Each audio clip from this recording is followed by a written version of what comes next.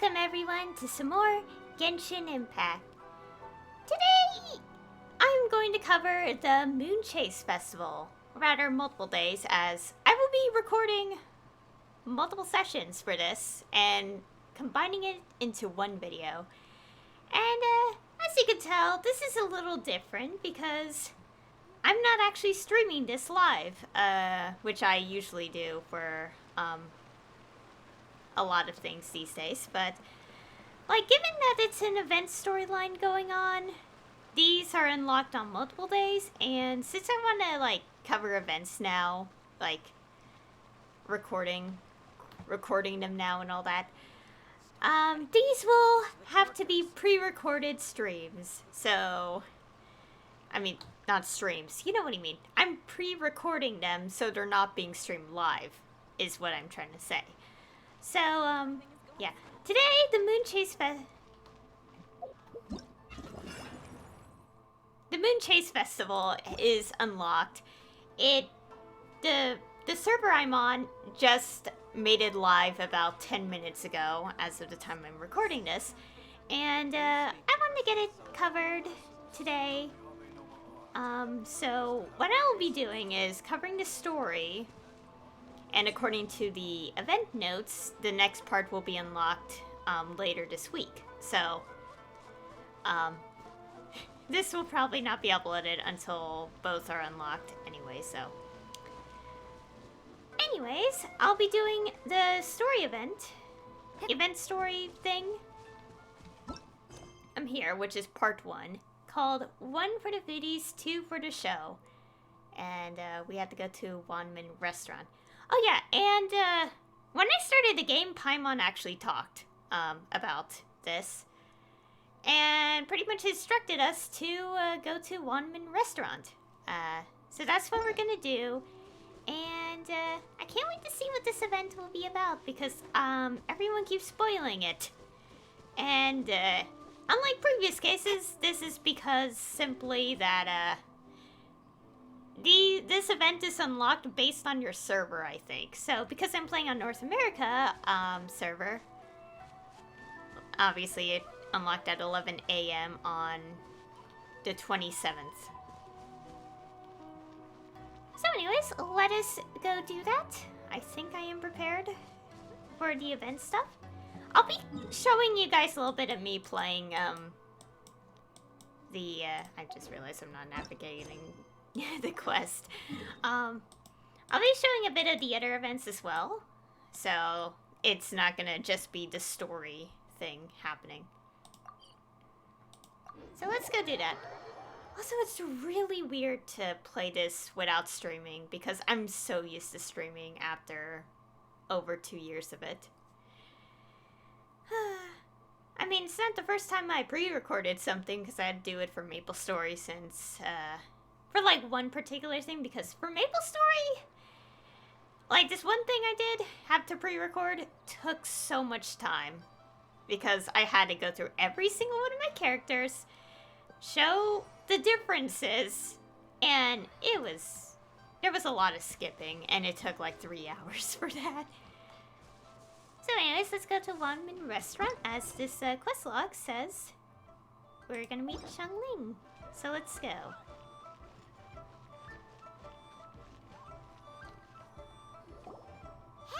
Guess who's here? Sorry to bother you. Oh, no way! It's the Traveler and Paimon! Ah, Traveler, welcome. Good to see you. What can I get for you? We want some blackback perch stew! All right, blackback perch stew it is. Make yourselves at home. It'll be right out for you in just a moment. Thanks, Chef Mao! I was just thinking about you guys, and now you're here. It feels like you heard my call and came running. You mean you were about to come looking for us? Uh-huh. There's something I want to discuss with you guys. Did you happen to see how the city looked on the way over here? Everyone's getting ready for the Moonchase Festival. Oh, so that's what it's called. Moonchase Festival? Is that another one of Liyue's ancient traditions? That's right! Moonchase is a big festival where we celebrate the arrival of the fall by moonlight. The old folks say that thousands of years ago, this was the time of the year when the Adepti would seek the way. But it's completely different nowadays. We eat our favorite foods, spend time with friends and relatives, enjoy the moon and the flowers. So much easier. Basically, we just do all the things that people like doing and don't take a whole lot of effort. Sounds like Paimon's kind of festival. With your great taste in food, Moonchase Festival is sure to be to your liking. First option, Paimon has taste. No, I won't say that. Let's agree to disagree. Hey, if you got a problem with Paimon's taste, just spit it out. So are you guys free these days? I'm taking part in this year's Masterful Chefs. If possible, I'd like you to be my culinary consultants. That's right. Getting some suggestions from friends will broaden your horizons. Masterful chefs, huh? So is that like a competition? Right, yeah. I guess you probably haven't heard about it before. Every year, Moonchase Festival has a different theme, usually picked by the Qixing. This year's theme is Feast of the Bounteous Land, so the Qixing decided to organize a cooking competition. Feast of the Bounteous Land. Pretty much sums up what Leela's all about. Great theme. I totally agree. I heard it was Ningguang that came up with it. She's so amazing and so full of mystery. So, what do you want? What do you need us to do? Well, I want to take part in the competition, but coming up with new dishes is hard work. By the time you finally thought of something, cooked it, taste tested it, it can be hard to judge whether you're really into something or not. And so, I was thinking, I could get the two of you to help by gathering everyone's thoughts on what makes a great dish. I really want to think outside the box this time. And to do that, I'm gonna need lots of different ideas from lots of different people. This'll be a piece of cake. We've got friends from all over the map, haven't we? We certainly don't lack contacts. You sound pretty confident. Well, you know, not to brag or anything. But first things first, let's have a delicious one-man meal. After that, we can go around to all of our friends in Liyue and get their ideas one by one. Okay, great. Also, Golba should be back soon, so we can all go together. Here's your blackback perch stew, folks. It smells so good. Thank you, Chef Mao. It's my pleasure.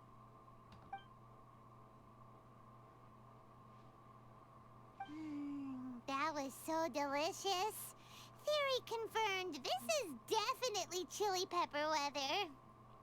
Xiangling can be a bit of a handful, so please look out for her while you're out and about. Come on, Dad. Why would you say that? Because I know you all too well, my dear. That's why. You mustn't be quite so reckless when you're out in the wild, you understand? You do well to be a little more cautious, like our traveler friend. Don't worry. We're all friends here. Let's all look out for each other. Ah, and Gloma's back. Roly-poling around as usual. All right, let's pack up and head out. And here you go. Part 1. Look for some friends to chat with in the city. Okay, let's go do that. Also, because this is pre-recorded, I don't think I would have much to talk about because I usually spend my streams talking to fill in the gaps of time, so... yeah, I apologize. And it's so weird to pre-record. I haven't done this since, again, like, Maple Story or something. Oh, we're gonna meet all the people, aren't we? Oh, got my voice. Also, since this is a Monday, I have classes in like 3 hours or something, so hopefully we can cover at least a story in that much time. So, it's outside the box thinking that we're looking for, right? Huta always seems to have a unique perspective, so let's make this our first stop. I just saw Guoba, I think. What? My ears are burning. Did somebody say my name? Yeah, it's Paimon and the Traveler. Oh, and Xiangling, too. We've come to hang out. Oh, of course, Hu Tao. Way outside the box. Meaning you're here for some other reason, right? How might I be of assistance? Well, Hu Tao, I wanted to ask you, what kind of food do you like? What food I like? Off the top of my head, I don't really have an answer. Wow. So even Hu Tao gets lost for words sometimes. Paimon sure didn't see that coming. Come on, even the chirpiest birds clock out for the night, right? I'm no different. Pretty sure clocking out isn't something birds do, but okay. It's okay, Hu Tao. Just keep it simple. Right. There's no need to overcomplicate it. Just pick a dish and tell me what you like about it. I'm doing some market research. I see. Launching a new dish? Well, let me say right off the bat, nothing weird, okay? Some poached fish, a side of shrimp dumplings. That is all you need. Poached fish and shrimp dumplings? That's a bit ordinary, isn't it? Well, it is and it isn't. Think about it. Poached fish is hot and spicy with a powerful aroma. It's a dynamic dish. Add a side of shrimp dumplings, and there's your static component. Got it? Dynamic? Oh, I can do dynamic. Mushroom slime stew it. No, not that kind of dynamic. A dish is more than substance, it's a mood. Poached fish is red and spicy. It elicits a response from the eyes, ears, nose, and mouth. That's why I call it dynamic. Shrimp dumplings are more subdued, clear and smooth with a pure and subtle fragrance. I call that static. Combining dynamic and static is how you create a perfectly balanced meal. A union between opposite but complementary features coexisting in perfect harmony. Paimon didn't follow that at all. But at the same time, it kinda sounded smart, so... Okay, dynamic and static. Opposite but complementary. So is this just another way of saying you should keep everything balanced? You know, a little meat, a little veggie, a little salt, a little sugar? Bingo! Except I don't think you need to have a sweet dish for it to be a complete meal. Personally, I always skip dessert. Okay, I think I got it. At first I thought you were just goofing around, but actually you make a really good point. How did I ever doubt you, Hu Tao? Thanks. When it comes to telling tales, the storytellers have got nothing on Hu Tao. Sounds suspiciously like a compliment to me. I'll take it. You're clearly a keen philosopher. Uh-huh. Well, at least one of you gets it.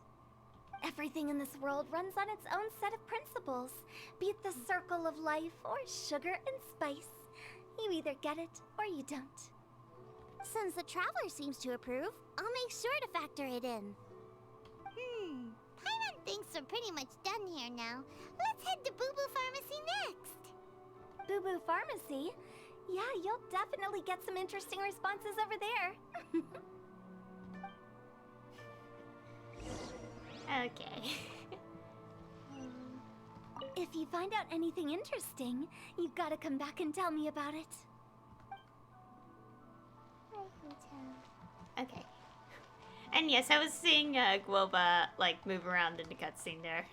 I couldn't point it out because I didn't want to ruin, like, to kind of interrupt the cutscene, you know?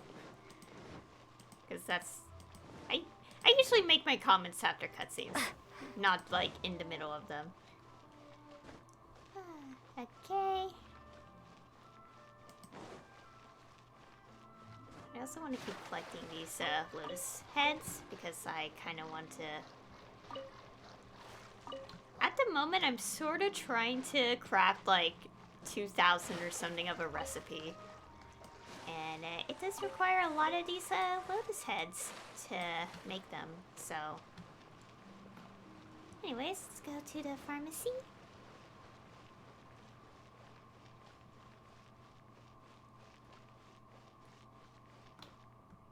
here. So we talked to Chi-Chi. Oh, it's you. Is everything okay? Why, if it isn't the special guest who seldom visit. Less busy than usual, I see. Yikes! What happened to Baiju's voice? Excuse me? The neck. Oh, it's just Changsheng. It's been a while. Welcome, welcome.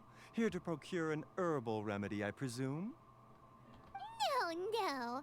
We actually came for the conversation this time. We're here to talk food. I'm entering this year's cooking competition, so I wanted to ask you both. Oh, wait, there's 3 of you. I wanted to ask the 3 of you what kind of food you like. Most astutely self-corrected, we shall surely supply our assistance. You need to know what food I like? It's all the same. No flavor. Chi-Chi has some gustatory dysfunction and can't taste any food. Make no mistake, she's not being uncooperative. Oh, I understand. That's fine. Still, I'd expect Chi-Chi to have some sort of dietary preferences, though. There must be some dishes that you like the sensation of. Sensation?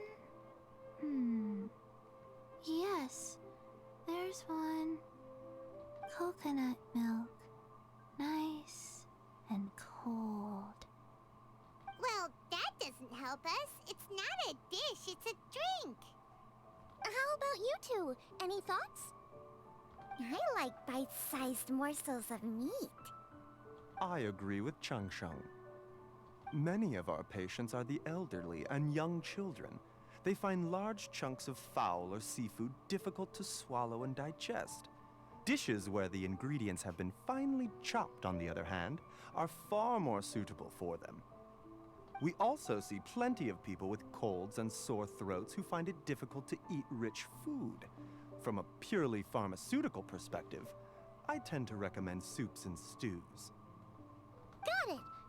Would that be medicinal soups and stews? Medicinal soup. I don't like it. I must apologize for having such a one-track mind. It's a little difficult to think about food without worrying about the health implications these days. We've had quite the endless stream of patients recently. If you ask me, I think the changing weather is to blame. That's okay. Everyone's input counts. Keeping it seasonal and suitable for all ages sounds like a pretty good idea to Paimon. Important considerations for any chef.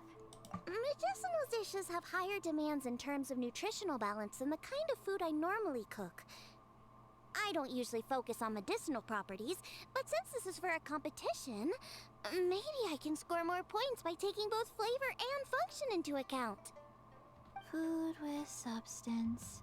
Always better. Everyone will like it. It's a great suggestion. Thanks, everyone. You're welcome. As long as we could help. It's great to have a doctor's unique perspective. I'm feeling inspired. Oh, how you flatter me. Receptivity to sensible suggestions make for a savvy chef. Oh, she is!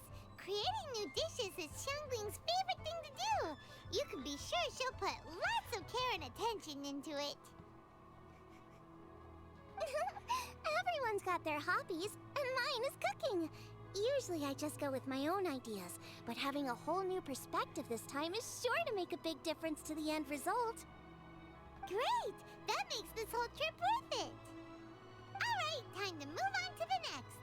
So we've got an independent thinker's perspective and a health perspective.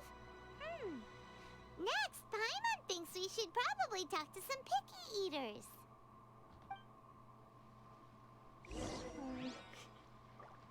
Hold on, my butt. Okay. Go to Eugene Terrace. Okay.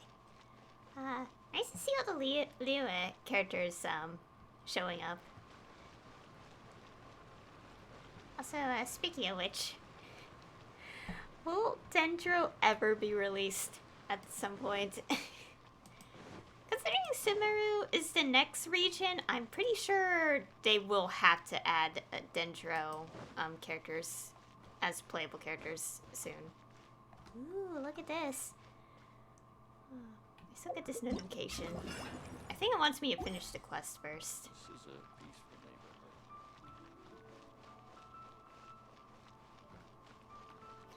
Also, to comment on Paimon's dialogue, near the start of that, I'm like, Paimon, how could you forget that we talked to them?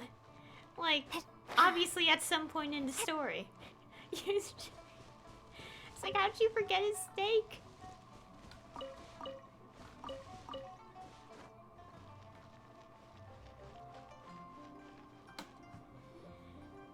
Hmm? Oh, it's the Traveler and Paimon. And Xiangling. Greetings, friends. It's been a while. Hey, what brings you here? Huh? Everyone's gathered together here. Has something happened? What's with this great big stone on the ground? Long story. So, just to confirm, I will assume responsibility for handling this stone of unknown origin. Any objections? None here. You know how to get things done, Kuching. As long as it's with you, I can rest easy knowing that it's in safe hands. Should I take this to mean that you doubt the relative safety of leaving this in the hands of the Tianquan? Huh? Well, for starters, Kuching is the one who's always out running errands, rain or shine. Besides, you don't seem to give a wooden more about this whole thing anyway, so what's it to you? I was merely joking. You, meanwhile, seem only too ready to pounce when an opportunity to publicly lambaste me arises. Even when it means giving our poor mutual friend here the cold shoulder. Is this a bad time? By no means. You wish to know about the stone, I presume. Then let me invite the great seafarer Captain Beto to tell the story, if she would be so kind. You... Fine. Well, it's a big one, right? And such a smooth surface, too. Makes you think there's gotta be a good chunk of jade in there. It was found by a fishing crew, not far off the coast. It must have been underwater for years, so the erosion will be what's given it that smooth finish. Finds like this cannot be kept as private property, and must be submitted to a holder of public office. Placing it into our custody will also give them peace of mind. So, what's inside it? Well, we've hit it with just about every weapon we could get our hands on and haven't managed to even dent it yet. Clearly there's more to it than meets the eye. No weapon could smash it open. Wow.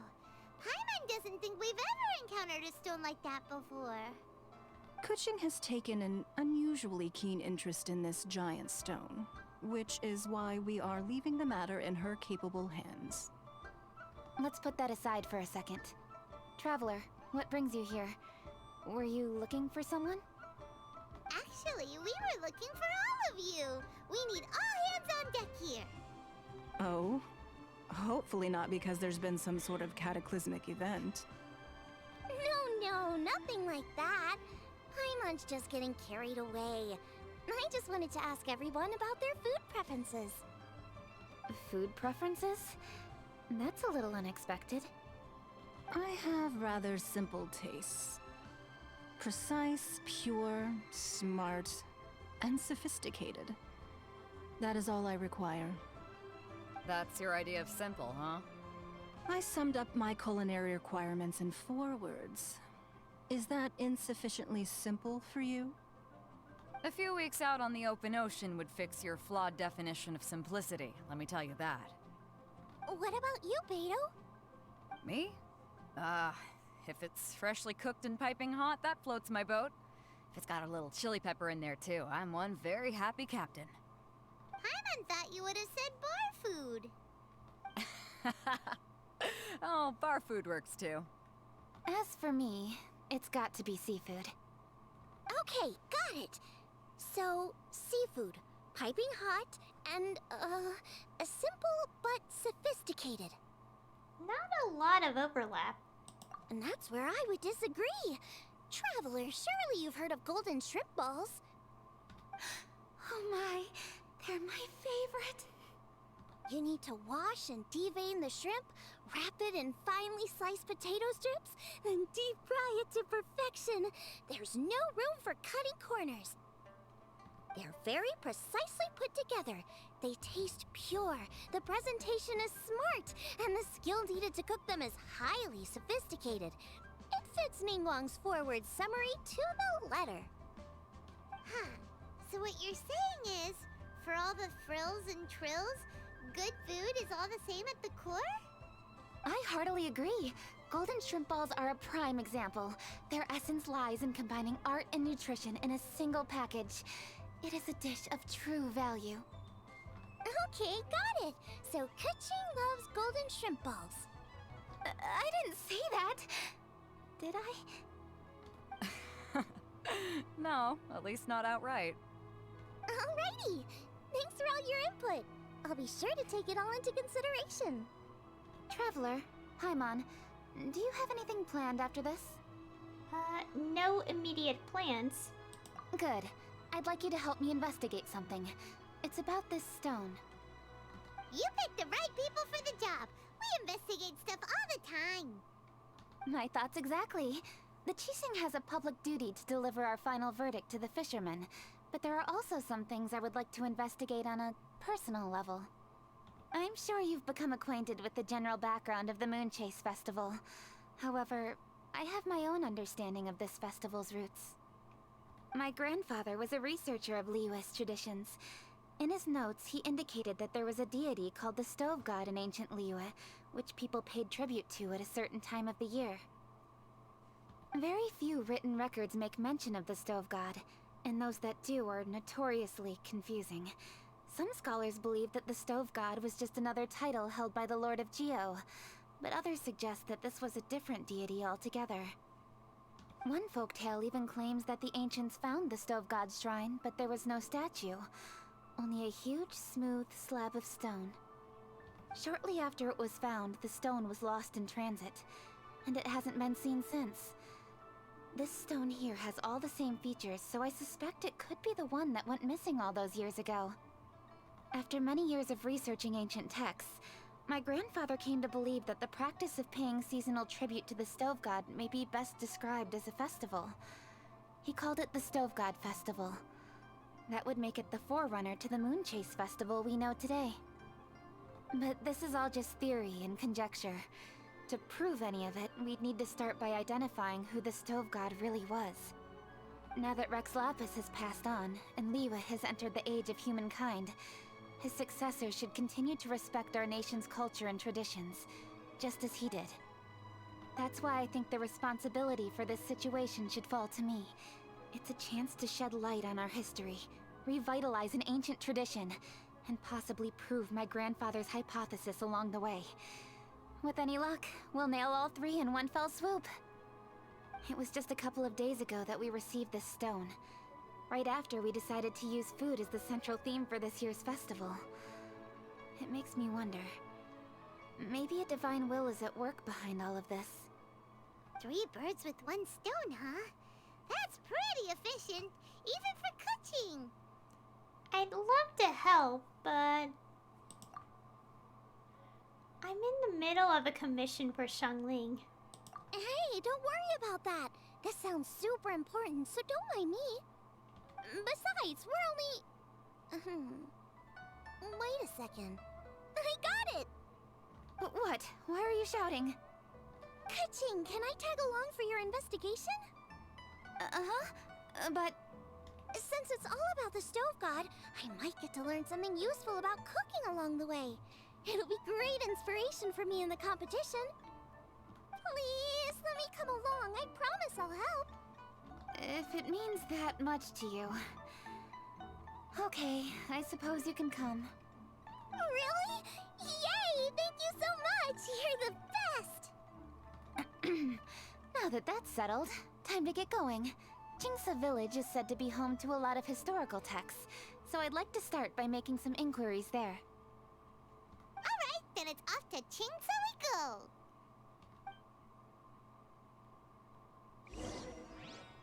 Okay, Jingsa Village. Oh, Oh, sincerely, Beidou, you misunderstand me. I have many simple pleasures. I take a stroll through Yujing Terrace and one down by the harbor every single day. Huh. Well, everyone has their way of procrastinating, I guess. also, I kind of realized that, like, in the middle of that cutscene, I forgot to see if, like, Baizhu and Chi-Chi were still, like, in the overworld, and I could have talked to them. I don't know. Well, hopefully someone else has, recorded that if they played it themselves. Anyways.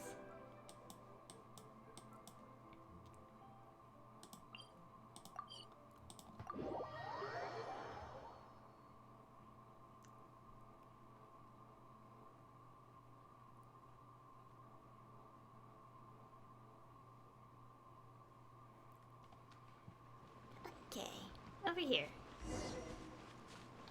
Talk to Granny. Okay. Hi, Granny. We need your help with something. Are there any old books around Chingsa Village? You know, from a really long time ago? Oh, looking for ancient texts, are we? Let me think. There is an old warehouse over there, property of the Feiyun Commerce Guild. Many books are stored inside, those that they have no room for at home. In fact, their youngest comes over this way to read sometimes. The Feiyun Commerce Guild's youngest? You must be talking about Xingqiu. Paimon didn't know they had a warehouse here. Let's go take a look. Okay. Oh yeah, I wanted to check the shiny here. The random items. I also unrelated, but I did finish my battle pass period thing for the update. So, yay! It's done.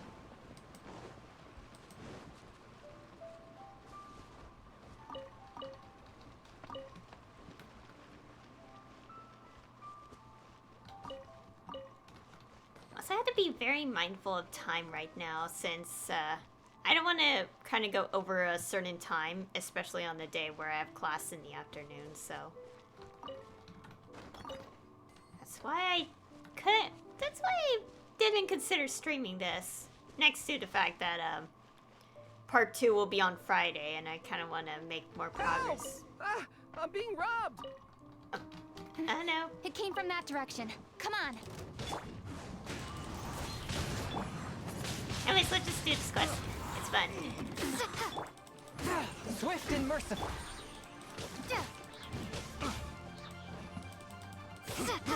I got careless. The wrong test subject. Oh dear. Hello.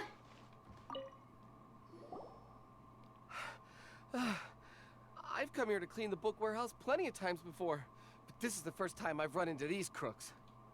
Are you all right? I am, thanks to all of you. Hey, wait a minute. You're the traveler, aren't you?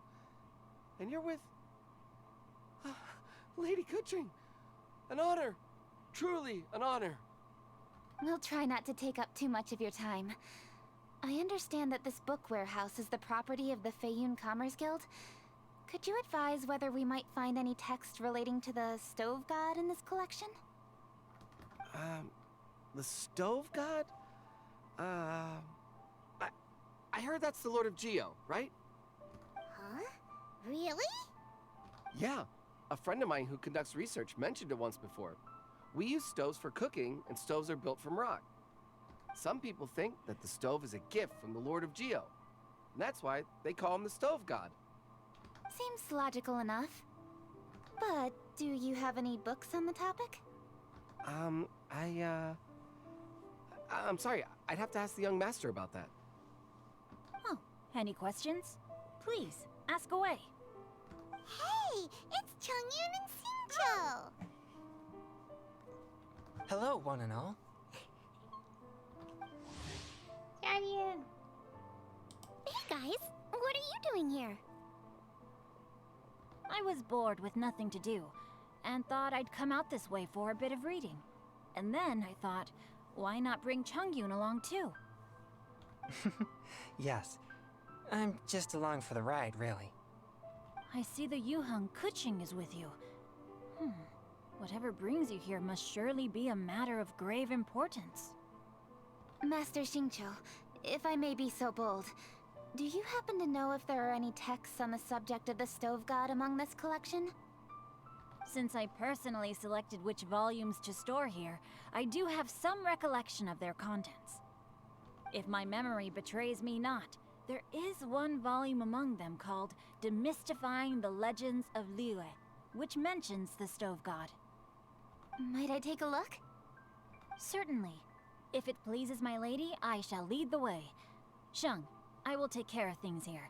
You're free to go about your own business. They're back! So did you find it? Yes, Master Xingqiu has quite an exceptional memory. Demystifying the Legends of Liyue does indeed mention the Stove God. However, it says the following. The body of the dragon wielded a tail that could eclipse the sun, and claws to command fire and teach the ways of wisdom. Receiving the gift bequeathed unto them, humankind cooked food with fire, and thus did they prosper. The body of a dragon? The stories about Rex Lapis say the same thing. That much is true, but this is the only passage in the whole book. If we want to find out more, we'll have to continue our investigation. There's nothing further to discover here. It seems we'll have to look at other options. I come from a long lineage of exorcists, and our family too has amassed a number of ancient texts. Now that you mention the Stove God, I seem to recall reading somewhere that this god once appeared at the Guili Assembly. Of course, I can't say if it's true or not. Books are penned by people. All they can do is show what the author was thinking. Everyone's mind is different, so every book on a given topic will give a different account. I apologize that we could not help in a more substantial capacity. Your help thus far is quite ample. Liyue is a vast and rich land. All things that existed here in the past have left their trace. So long as we do not abandon our search, it is sure to bear fruit eventually. Thank you all. We will continue our investigation elsewhere. Hold up! I had a question too. Xingqiu, Chongyun, could you tell me what kind of food you like? Food? Oh no. You're not thinking of taking part in the Masterful Chefs, are you? Yeah, I totally am. What's wrong? You look like you've just seen a ghost. Xiangling, this is a major event. I beg you, please don't cook anything strange for this competition. What do you mean, strange? Mushroom slime stew, to give one example. Okay, fair enough. That dish isn't my most popular. But that's why I'm doing all this research, so I can create some really special dishes to win everyone over. Well, in that case, I like cold food. That's because you can't handle hot and spicy, right? Yes, you're absolutely right. My tastes are on the mild side. I prefer gentle dishes with minimal seasoning. Soups and stews, vegetables and broth, seafood or freshwater fish, either boiled or steamed. These kinds of dishes I am most partial to. No surprises from the Guhua Geek. Okay, another mild child. Got it. These are just personal preferences, and everyone's are quite different. Are you sure this eclectic mix of opinions will be of any use? Of course! You're my customers, and putting a smile on customers' faces is my calling as a chef. Though Xiangling's market research blade stabs often into the dark, Her heart never strays from the noble path. If anyone can win hearts and minds with their cooking, it's gotta be someone like Xiangling. She's got pure intentions and really cares about the customers. No, where's all this praise coming from? Knock it off, guys. You're embarrassing me. Sorry for holding you all up. That's all I needed to know. Shall we carry on with the investigation now? Over to you, Kuching. Where to next? So we've learned the Stove God allegedly made an appearance at the Guili Assembly. But today that place is largely a wasteland with few traces of human activity. Wangshu Inn is close by, so let's stop off there on the way over and see what we can find out. Forgive us, for this is where we must part ways. May your journey be a smooth one. Yes, best of luck. If you run into any difficulties, come and find us. We'll be only too glad to help. Thanks, everyone. Let's go! Next stop, Wangshu Inn.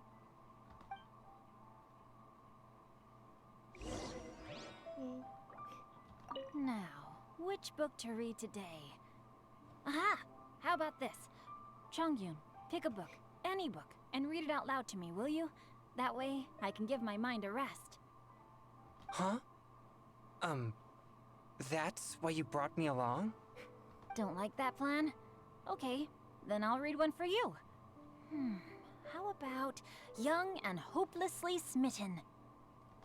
Xingqiu, don't you think you have one too many frivolous books in your collection? Okay. A Guide to Getting Ahead in Yujing Terrace. How about this one then? Oh, really, Xingqiu? Oh my god, now I regret even more, like, absolutely, possibly skipping out on Baizhu and Chi-Chi dialogue. Aww. Oh yeah, and that little message should show up. From, like, seeing other people play this game, like, earlier events, like, those little messages pop up if you haven't met them in story. Or, like story quests or anything, or something like that. I don't think it counts Hangouts, because I did Chanyun's, one of Chanyun's endings, and yeah. Speaking of which, I gotta finish the Hangout stuff on my own time. I'll skip that for now. Wait, where are we going? Oh, the inn. Okay.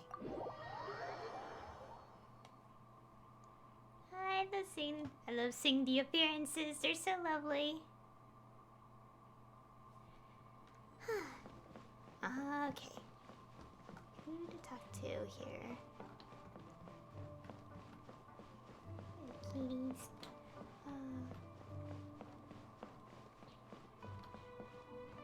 There's Yanxiao! Huh?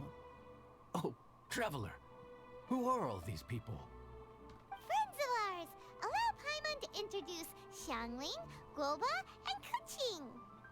Kuching? Of the Chishing? She's the,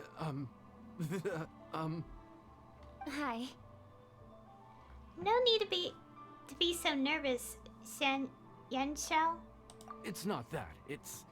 I mean, I'm just your typical commoner. I've never met someone as high up as the Yuheng before in my whole life. Look at that strong body, those powerful hands, and honest eyes. This guy must be a really great chef. So, is there something I can help you with? You've come a long way out to end up at Wangshu Inn. Let me fill you in.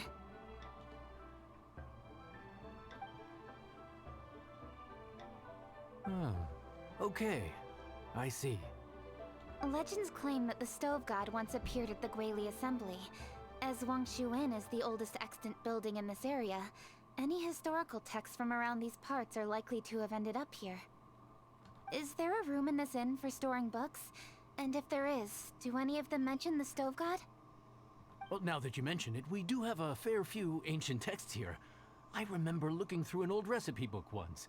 I just need to remember where they're all stored.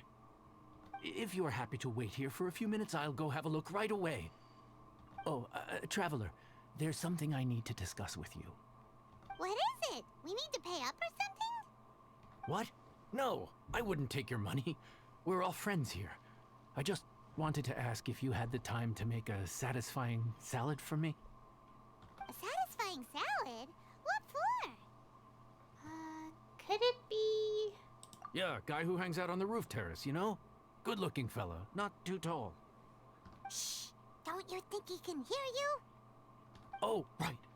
Yeah, maybe. Anyway, you know who I mean. The boss told me to take care of him, but this guy, let me tell you, he is one tough nut to crack. He usually turns his nose up at everything that isn't almond tofu.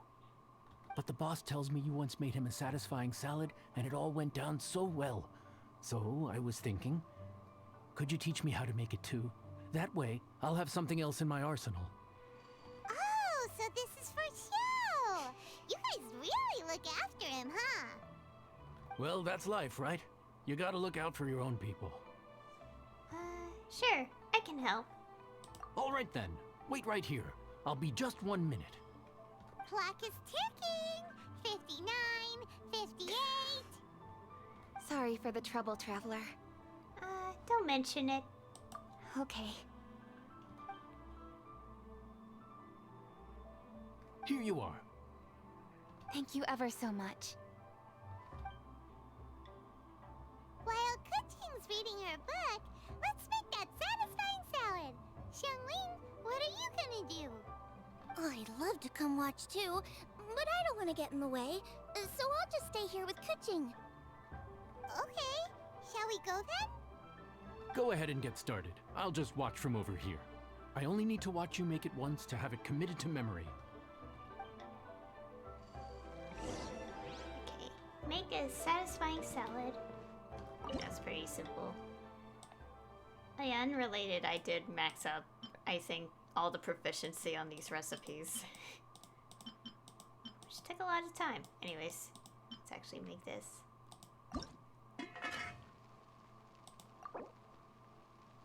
That should do it!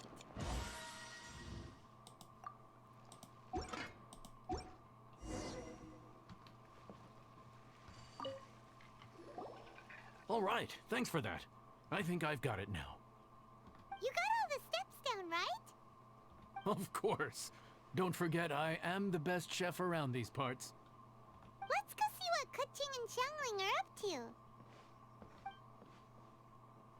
Kuching! Xiangling! We're back! You finished cooking? Good timing. We finished our reading too. And? Useful? Or no? Useful. There is a passage concerning the Stove God, and it's not what we were expecting. I quote, 60 miles to the northwest is the Gwali Assembly. Many were settled there, where they hunted in groups, farmed the land, and made their living from what the soil yielded.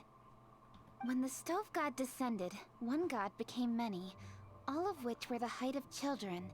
As does a star when it descends into the world, so the Stove God went out among the common folk and taught them to create fire.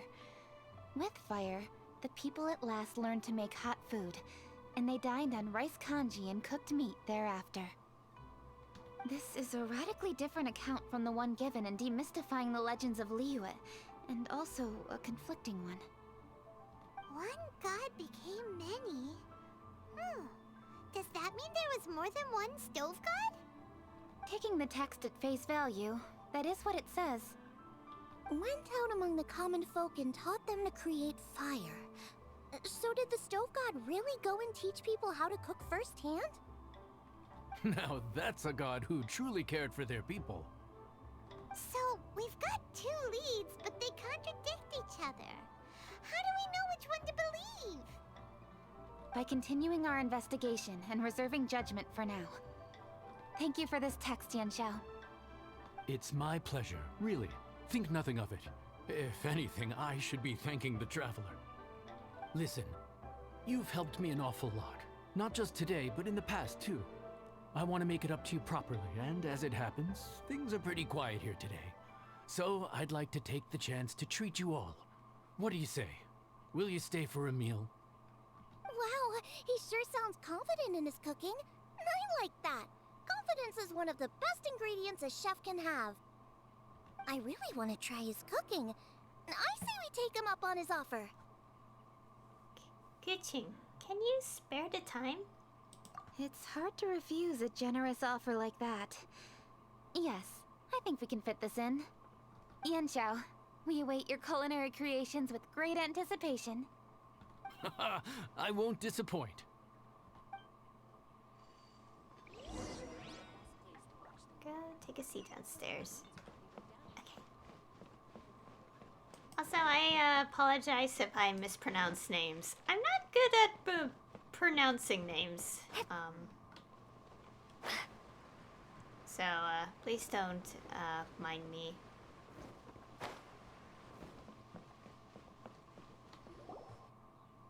Everybody, please be seated! You think you own the place? I'll sit here with Guoba.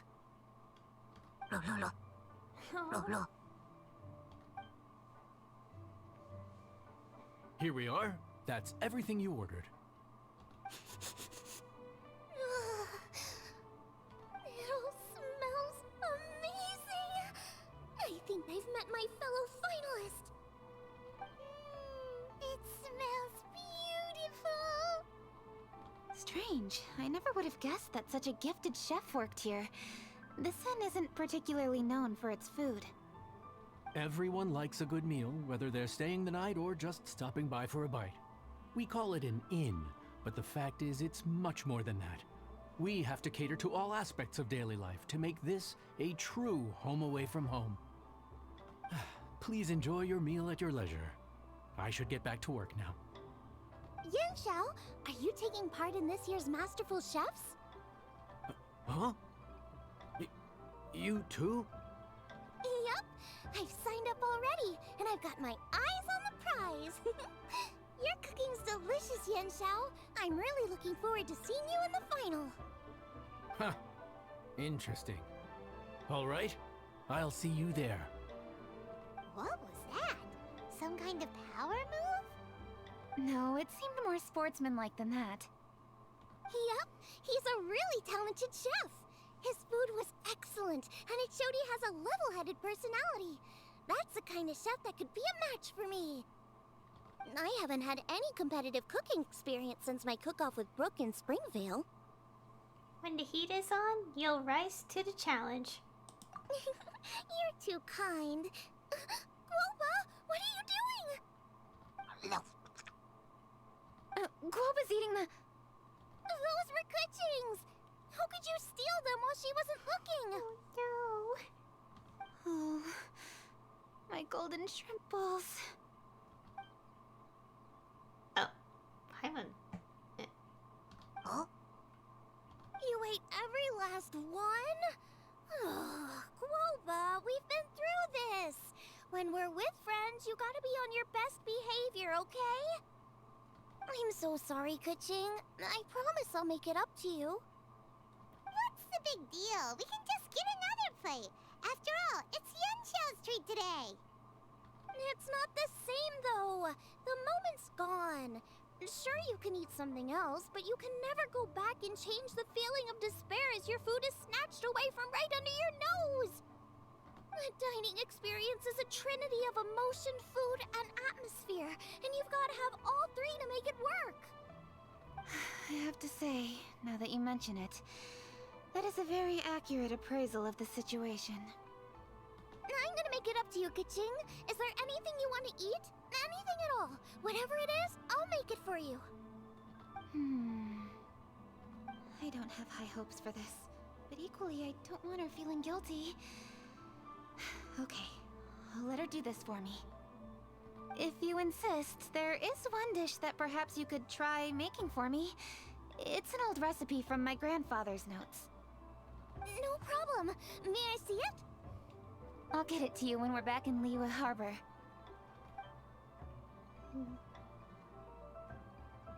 Traveler, have you finished eating? Yep. Before we do anything else, let's head back to Liyue Harbor. I need to fetch something. Boba ate the food. Okay, I got my legs. Need to get cozy so I don't crush my legs. Okay. Okay. Also, a bit of a dialogue error there, where the line didn't play. Or in fact, it looked like it wasn't supposed to be from Paimon too, but it's fine. We're all human. We all make mistakes all the time. I need to go home to fetch my grandfather's notes. Let's meet at Wanman Restaurant later. Great! I'll go get everything ready. Traveler, what about you? Are you gonna do your own thing for a while, or do you want to come in and have a seat? I actually have something to discuss with her. You go ahead. We'll join you later. Okay, gotcha. Traveler, come here for a moment. I need your advice on something.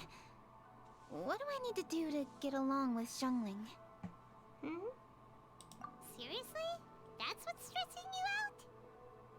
What's so strange about it? Why are you looking at me like that?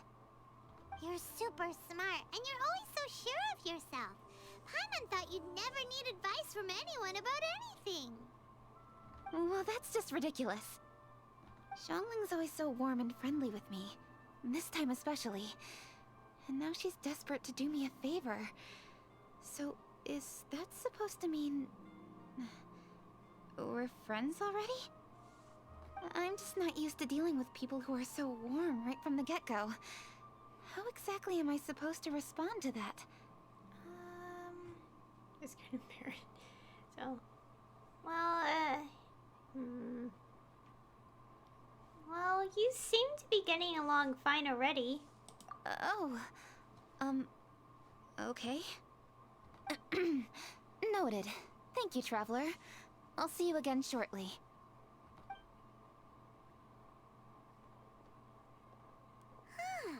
What's making Kuching so self-conscious? Paimon thought nobody would be able to get under her skin. I'd like to hear what Xiangling thinks.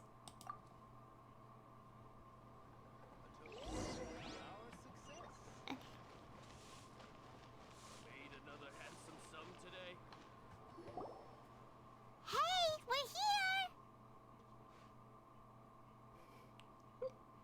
Hey, grab a seat. I'm just running through my ingredients to see what I'm missing.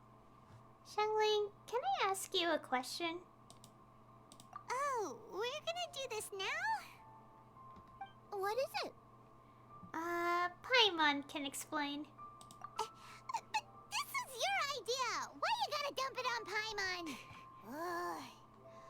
Okay, so back at Longshu Inn, we noticed you and Kuching were getting along pretty well. So you really like hanging out with her, huh? Yep. Kuching's good-natured and easy to be around. The kind of person everyone wants to know, right? You're a braver person than Paimon. The first time we met Kuching, Paimon found her pretty intimidating. She does have a formidable presence. You think so? I remember thinking straight away that she was really easy to get along with. Didn't you see her sneaking treats to Goba back at Wangshu Inn?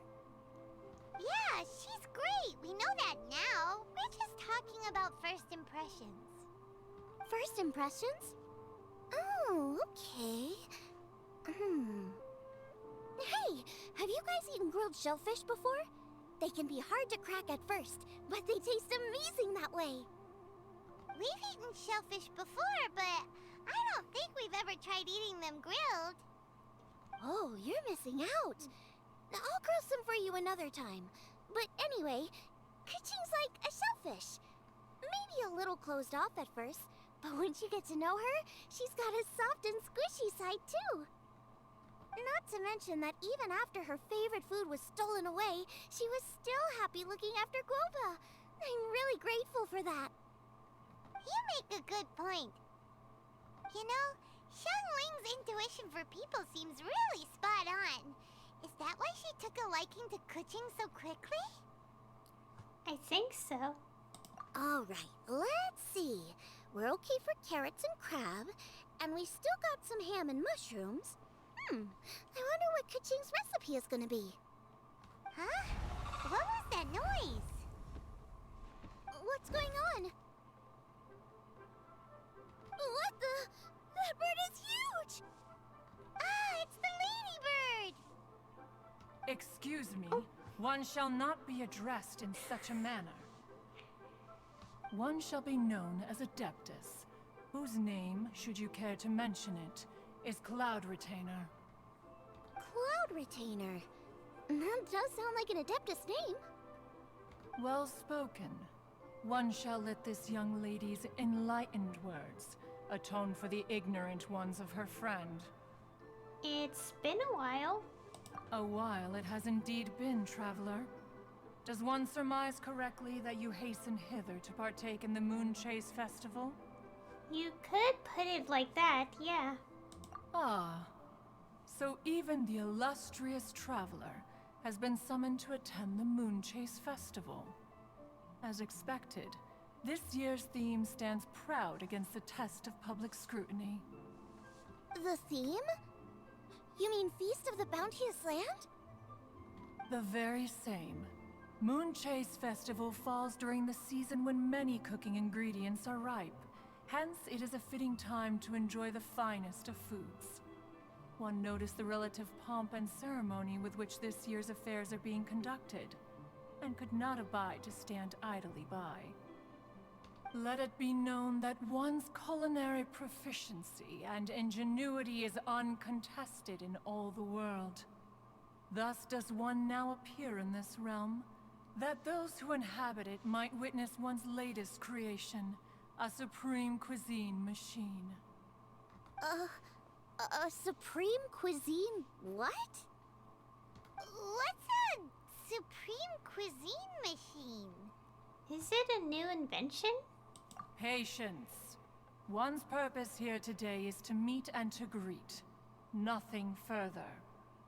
All shall be revealed before your very eyes when the time arrives. Traveler, you are one who has witnessed much of the culinary world. When the day comes, one would be most pleased to see you in attendance, offering your most vociferous ovations. Oh, so we're officially invited? That which is implicitly understood needs not be made explicit, let alone official. I shall say no more and dwell here no longer. Await my word. Be there or beware. This bird always disappears just as quickly as she shows up. Oh, wait, not bird, Adeptus. Hey, wait! Isn't she technically an illuminated bird, though? She seemed like someone very prestigious and very talented at cooking. She definitely loves her food. What are you all huddled together over here for? The Adeptus left already. Yay! Kaching's back! Sorry I kept you waiting, Xiangling. This is the recipe from my grandfather's notes. They're not in the best condition, so rather than bring them out of the house, I just transcribed the recipe. Unfortunately, the texts my grandfather worked with were very old. Usually faded, damaged, or both. Some parts are missing from this recipe, too. Do you think you'll still be able to work with it? Oh, okay. Let me take a look.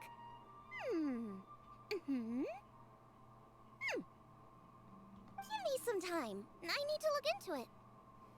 Sorry for the trouble. You're all here? That voice sounds familiar. Ganyu? Sorry to interrupt your conversation.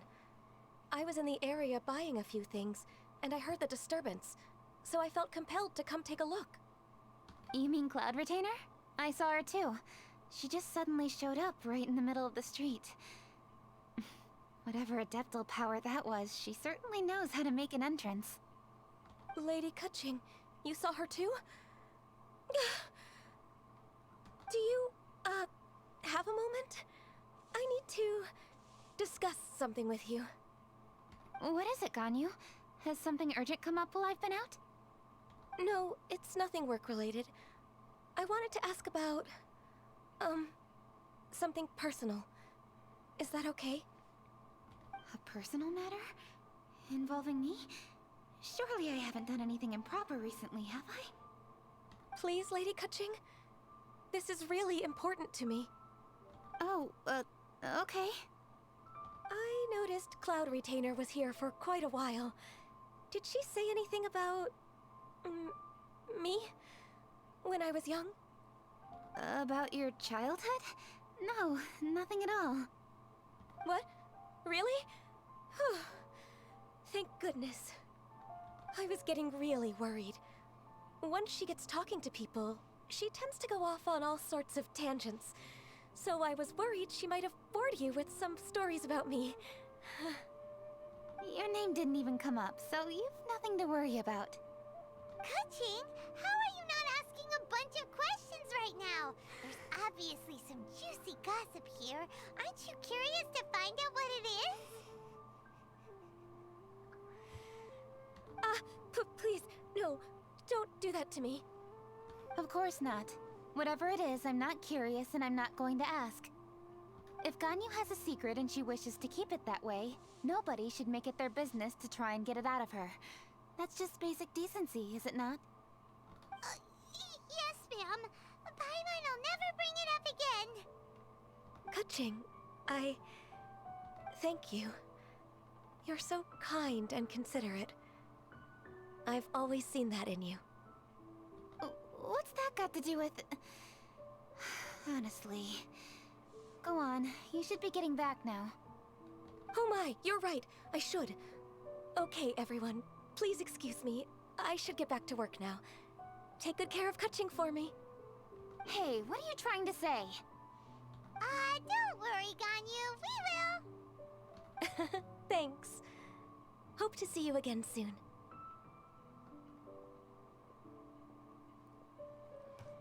At the end there, she sounded like your big sister. Just ignore her. Hey, everyone! I just had an idea. It only occurred to me when that Adeptus showed up. Do you think the Stove God could be an Adeptus too? Ooh, could be! I don't want to assert either way, but it seems highly likely. In that case, we should go ask the Adepti about it. I think my master might be able to help. Master? You mean your teacher is an Adeptus? Uh-huh. She's over at Eugene Terrace. Come on, I'll introduce you.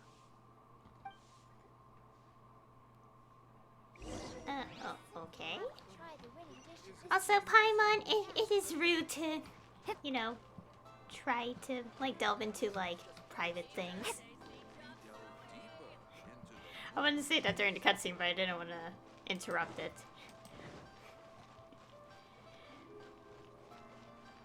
Okay. Oh god, this headset. I know. Once again, I'm wearing a headset, which I'm using for gaming when I'm streaming so I can hear the best quality. I think I will only have enough time to just do the story here. I mean, I still have, like, less than 2 hours, but, I apologize for typo time so much. I had to be very, careful with how much time I use on the days I have afternoon class, so...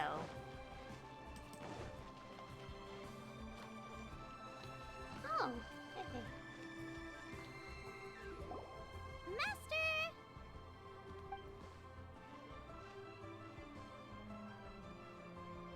Oh! Hello, Xiangling. Madam Ping is Xiangling's master? I did not expect that. Master, how are you keeping these days? Are you well?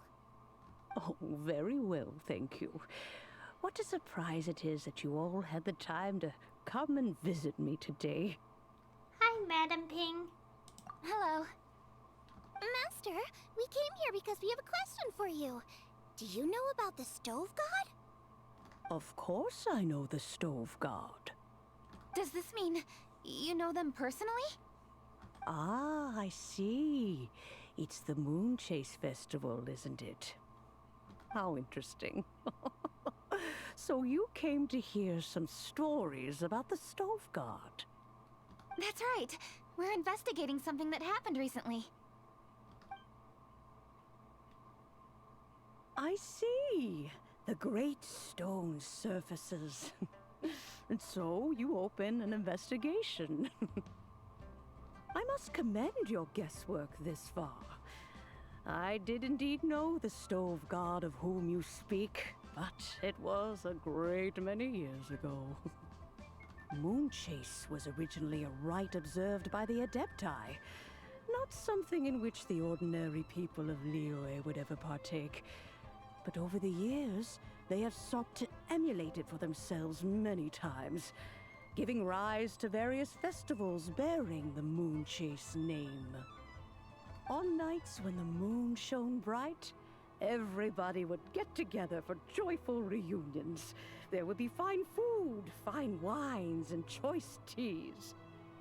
Later, Rex Lapis unified all of these various festivals under the Moonchase name to honor an old friend of his.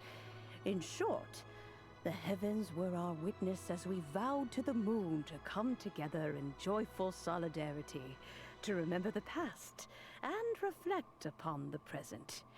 That is the meaning of the Moonchase Festival. Rex Lapis.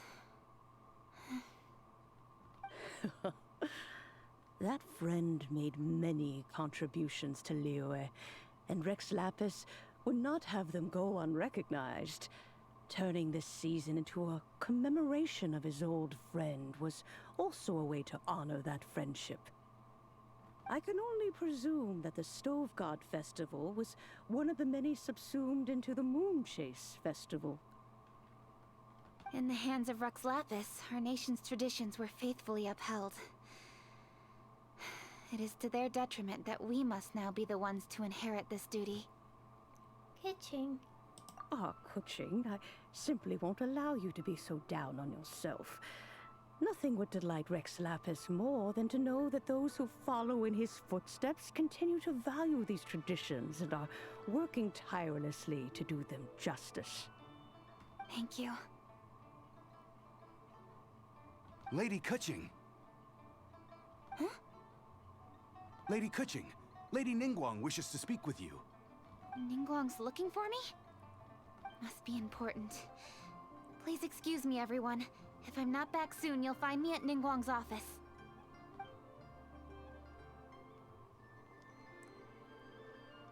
There she goes. Kuching's a lot more serious when she's got her work face on. Do you want to know who Rex Lapis's friend was? Oh! Hi, my guys! The Stove God is the friend, right? Yes, precisely. There are few genuine coincidences in the world. The story of the Lost Festival and the old friend are indeed one and the same. The Stove God was a good friend of mine, too. What a pity it is that the god is now gone both from the world and from people's memories. How could that happen? It is to everyone's regret that the Stove God passed. But gods cannot be fully destroyed, and we made a pact to wait until the land became fruitful once more. For perhaps the Stove God would then return, albeit in a new form. Really? Master, you must miss the Stove God a lot, right? From the way you talk about it all, it sounds like you were the best of friends. Yes. Thinking back on it all, there are many fond memories. I'm pleasantly surprised to find that Kuching is investigating this. She is a tenacious child, and anything she sets her mind to, she will diligently pursue. It warms my heart and makes me want to give her a helping hand. Unfortunately, however, I cannot simply give her the answer, for the process is of great importance to her. Kuching's grandfather once researched the Stove God, and now she follows in his footsteps. Since Kuching has inherited this conundrum, so too she must inherit the journey to its resolution. You knew Kuching's grandpa? Of course. I count all the people of Liyue among my good friends. I remember when he was the same age as Kuching is now. Ah, so young. Grandparent and grandchild are definitely made from the same mold. Both diligent enough to take on anything and bold enough to see it through to the end. I like to think of Liyue as my own little potted plant. I've watched it grow and blossom, and it grows more beautiful all the time. In the blink of an eye, the buds of yesterday are in full bloom today. It's wonderful to see. For new blossoms must bloom on the branches if the tree is to remain evergreen and ever young. My dears, you are absolutely right to focus your investigation on the stone. It is, as you suppose, the lost statue of the Stove God, and within it lie all the answers that you seek. I should like to see the stone for myself if you would lead me to it. Perhaps the truth will emerge even as we watch on.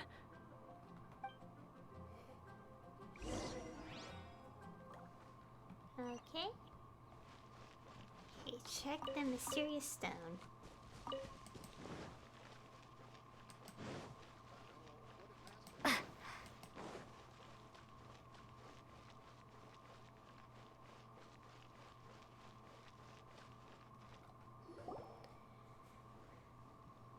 You're all here. I was just about to send someone to fetch you. Kuching, has the stone undergone any changes? A crack has appeared in one corner, but we still can't tell what's inside. What happened? Did someone chip it while no one else was looking? More likely a natural occurrence. Our weapons have had no effect on it. How would a natural occurrence crack it open? This is because the Stove God draws power from the actions of the masses. The heat of a busy kitchen, the joy of a reunion. Keep up the good work, and the truth will rise to the surface soon enough. All the books say the Stove God is the deity of food. So is the stone opening up because everyone's cooking for the festival? Statues draw power from their people. So, if the Stove God has dominion over cooking, could it be that the passion people put into their cooking gives power to the Stove God? Ningguang and I chose Feast of the Bounteous Land as this year's theme, and now every chef signed up for the competition is busy preparing. Paimon's theory is not an unreasonable one. Plus, a lot of families have reunion feasts around this time. With everyone back home, the whole city's bustling with people, and that adds a lot to the festive atmosphere. So if the stone cracked because Liyue started getting festive, that must mean that when the festive fever peaks, it'll bust right open, right? That's gotta be it, right, Master? Well, we'll have to see then, won't we? Okay, the fact that cooking is involved gives us a perfect opportunity. The selections phase of Masterful Chefs will be held indoors and seen by only a few people, but the finals will be held outside in public. Everyone who wants to will be able to come and watch it. The atmosphere will be incredibly lively, no question. And when the finals end, boom! We'll get to see who the Stove God really is, right? It's definitely a possibility. Well, I've already signed up, so I should be able to help. Yes, for a chef as accomplished as yourself, getting to the finals should be a breeze. All this talk of cooking competitions is making Paimon hungry. Oh, Paimon can't wait! It'd be great if Paimon could take a nap and then wake up when it's the finals.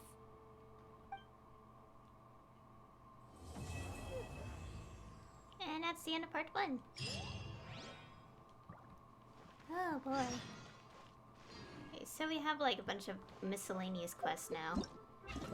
I think I'll have a little bit of time to show you guys stuff.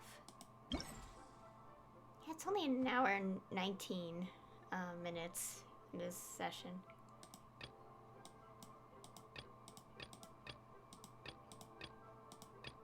Oh, this is locked at like 1,000, but according to the patch notes, okay, well, let's check this. Okay, Cloud painter seems to have invented a new cooking device. Okay, we'll do that. Wait. Oh wait, first let's go see this real quick. And then, check out this other one. Basically, if I check the notices for the event. Yeah, Moonlight Merriment Part 2, 10/1 at 5 in the morning. So when I'll continue this on Friday, it will already be available, so I could just go and record.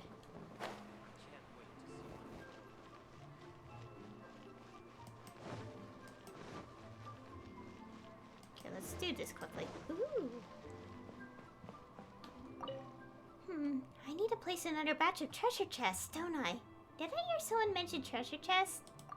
Huh? Oh, it's you, Traveler. Are you here to take part in the Moonchase Festival as well? You could say that. Then you've come at the right time. The Adventurers Guild is currently organizing an event to celebrate the festival. Would you like to know more? Oh no, not the dailies again. Anything but that. What activities are we talking about here?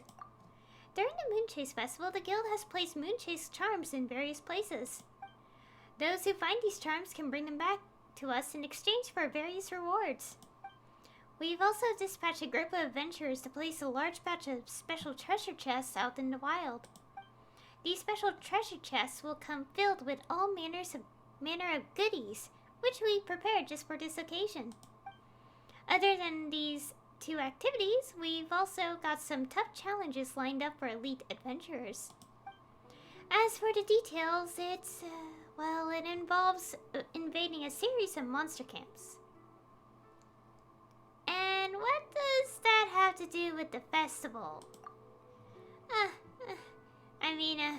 You don't have to put it like that. There's prizes to be had for beating those monsters. That's not all that different from normal commissions. Come on. Please, just help us out. Most of our adventurers have left to go enjoy the festival, and many of our commissions are just sitting there with no one to take them up. Just lend us a hand. With your skills, it'll be a breeze, won't it? Oh, fine. Of course you'll be compensated fairly, Traveler. Don't worry. I'll be here throughout the Moonchase Festival. If you have any questions, just ask me directly. We're counting on you, Traveler. Well then, enjoy the festival. Okay. Let me have a look. Okay, I'm just gonna skim. Ah, there's a lot of things. Oh dear. Thank you for that, I guess. Oh, Moonlight Seeker. Oh wait, no. Okay, this is definitely all stuff I'll be doing on my own time. Ah, the fish! The fish claymore. That everyone keeps photoshopping on the characters now. Ooh, there's a lot of things. I think I'll do all this on my own time because it is quite a lot to do. Especially when I do have other things a bit later today.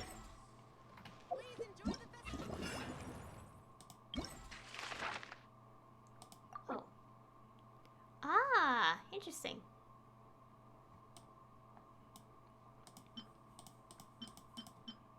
Got these food. Okay, the little red marker is no longer on screen. Let's go do this one. This will give us recipes. I'm not sure if I'll record the other two parts of this, because as you notice from here, here's Cuisine Machine Test Run. I could, but that means I have to delay doing the quest until, like, next time I record.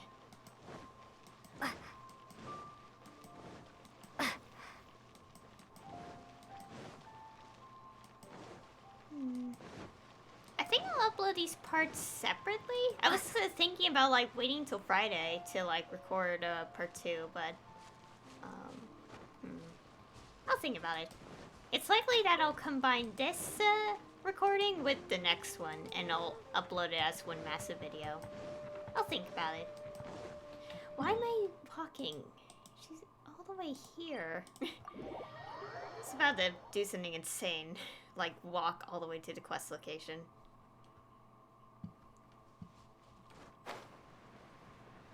I should switch to Kasaha. Oh dear, what is this? Ah, here. Okay, there's like a... There you go, thank you.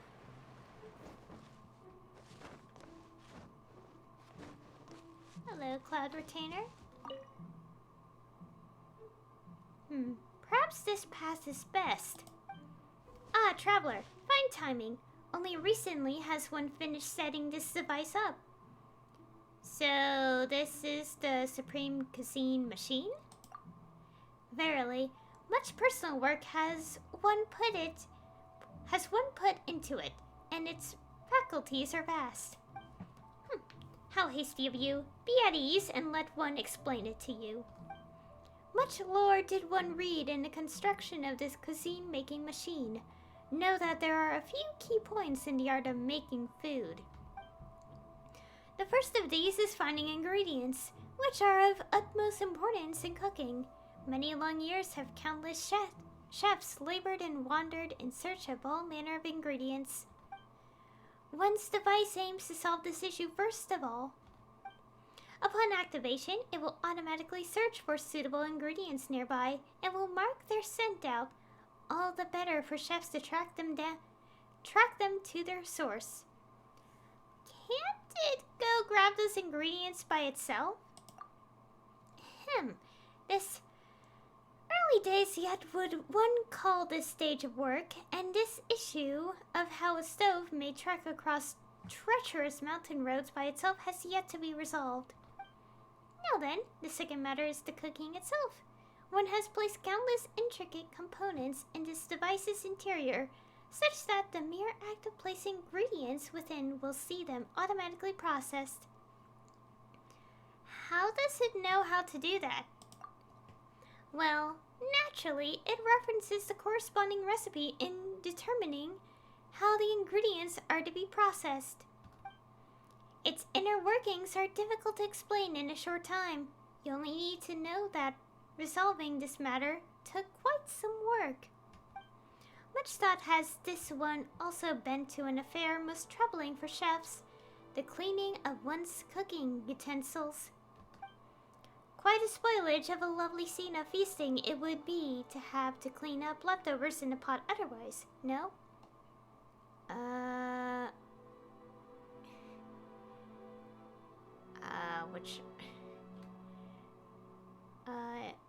Why did you make this device? One's motive? Why, to explore the arts of mechanism and engineering, naturally. And of course, one's cooking will this render more convenient in the future. Alright, we have spoken idly long enough. Even as one was constructing this machine, one was also studying recipes. Recipes too, therefore, have one developed alongside, such that this Supreme Cuisine machine may face suitable trials. One invited you here to lend a little aid in gathering ingredients and follow said recipes to make some dishes. The first of these one names the Oncidium tofu. This dish requires tofu to be diced into tiny threads, a fair trial for this machine's knife work. As to what the ingredients are, one shall require tofu, ham, bamboo shoots, and fowl. One has already asked Ganyu to prepare those ingredients, and they should be... What? Where have the bamboo shoots gone? Most surely did one place them here. Did some villains take advantage of one's engrossed state to steal them away? No matter, this is a good opportunity to show you the ingredient-finding faculties of one supreme cuisine machine. God, saying that is a mouthful. Supreme cuisine machine, activate! Traveler, machine has been activated. Follow the tracks it has created and reclaim one's bamboo shoots. Oh, that's a word mouthful. Follow the trail.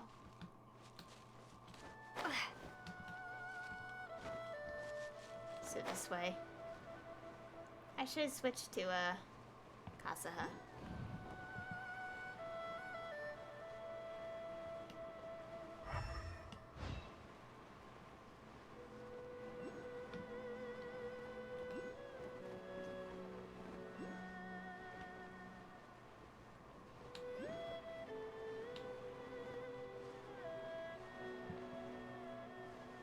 Wait, what?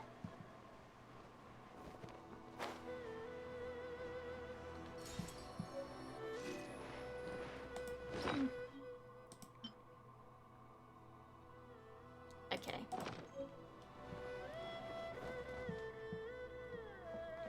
Wait. Let's go back. Oh dear, I'm confused.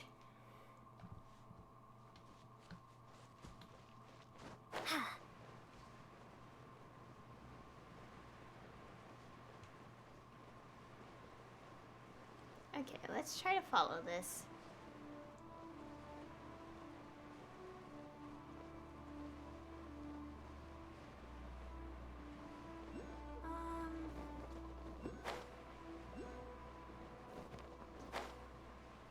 I'm trying to follow the trail. Oh, why does the screen do that sometimes? It uses slimes.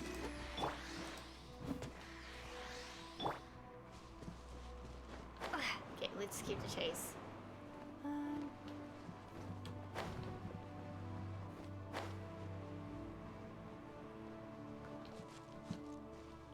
Let's go switch to a bow user. Behold, the princess and Dev. Oh, whoops. Oh, the ingredients were in the slimes. Okay,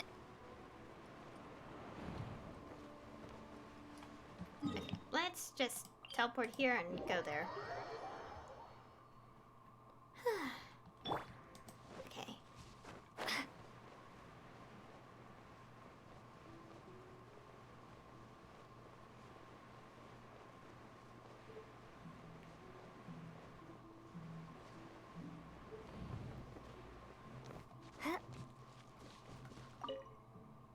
Have the bamboo shoots been reclaimed? I guess they have. Oh yeah, there was yeah. Oh, whoops. That glitched. I say glitch because you heard the sound effect of the button pressing twice when I pressed it once. Good, good. These are the bamboo shoots that Ganyu prepared for oneself. The ingredients have all been prepared. Let us make ready to cook. Okay. Huh.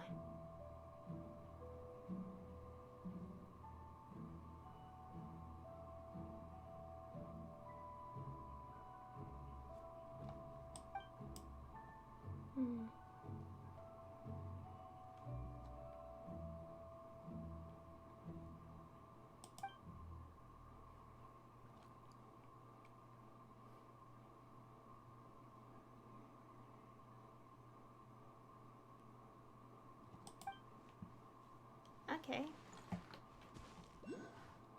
Maybe switch out to a pyro character? I don't know if that's what I mean. Next time, be sure to make a proper appointment. I don't know if that's what it meant, but okay. Oh, I was supposed to help.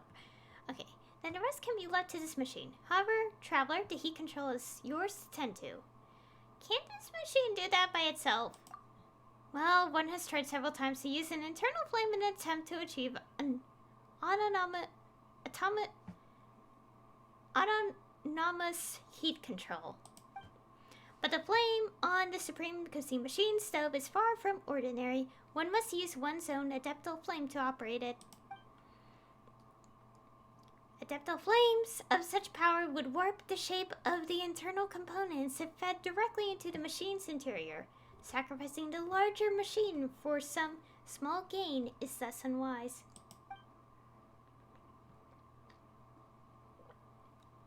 The best solution at present is to apply the adeptal flames externally. As such, one requires a helper to control the heat of said flames. The all-important flames shall be yours to command, traveler. When you are ready, inform one at once. Okay, I'm ready. Let's begin. Okay, I'm not saying that again, I'm tired.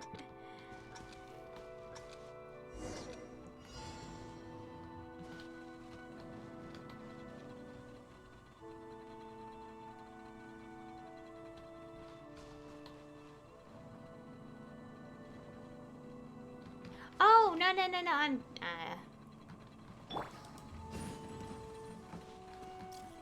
What? No. Stop. No!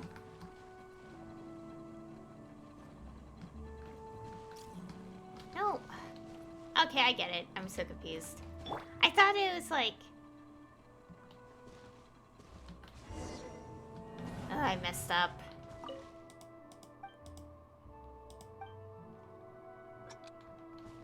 I was so confused. I was like, wait, do I use the... No, it's not our characters. We just...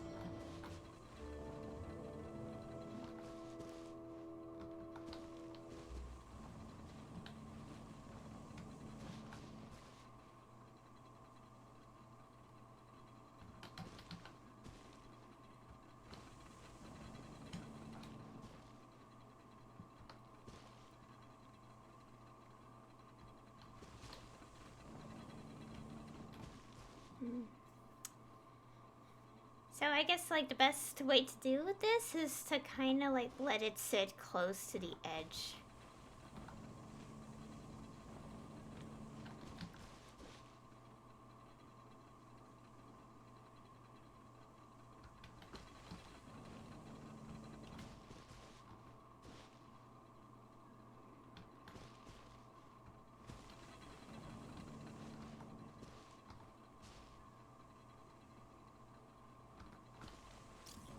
No, stop it.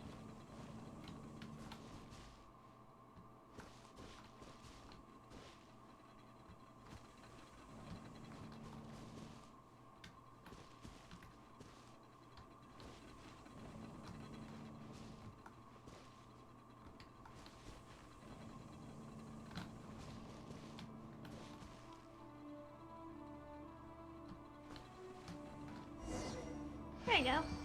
Okay, that's how it works. Ooh. Piping hot Onchidam tofu. Ooh. How's it? Is the Onchidam pudding complete? I don't know what it's called. So it's a tofu pudding? Okay. Very good. Verily do the capabilities of this machine exceed the norm. The fine control exercise in processing this tofu. Indeed, one has outdone oneself. This is thanks to your aid as well, traveler. Allow one to bestow a copy of the Onchidium tofu recipe upon you. You may attempt to make it again, should time allow. Further adjustments must one make to this machine's faculties. One might still need your help. One trusts that you will not decline, yes? Okay. Thank you for the recipe. Please excuse the number of orbs I have, guys. The reason I have that many is from being a very low spender and promising to only pull for the new boys in this game now. And I'll beta Constellations if his rerun happens whenever. Just want to click this. And I think this is a good point to stop for today, and obviously continue when the next part of the event's unlocked, because I don't think you guys want to see me just like do this. So yeah, I have some time left here, so I think like I still have like less than 2 hours in this recording part, so instead of doing an outro, I will simply tell you guys I'll be back in a few days in real time. And from there, we can do the next part of the Moonchase Festival story. And yeah, that's pretty much it. I'll see you guys back in about when that happens.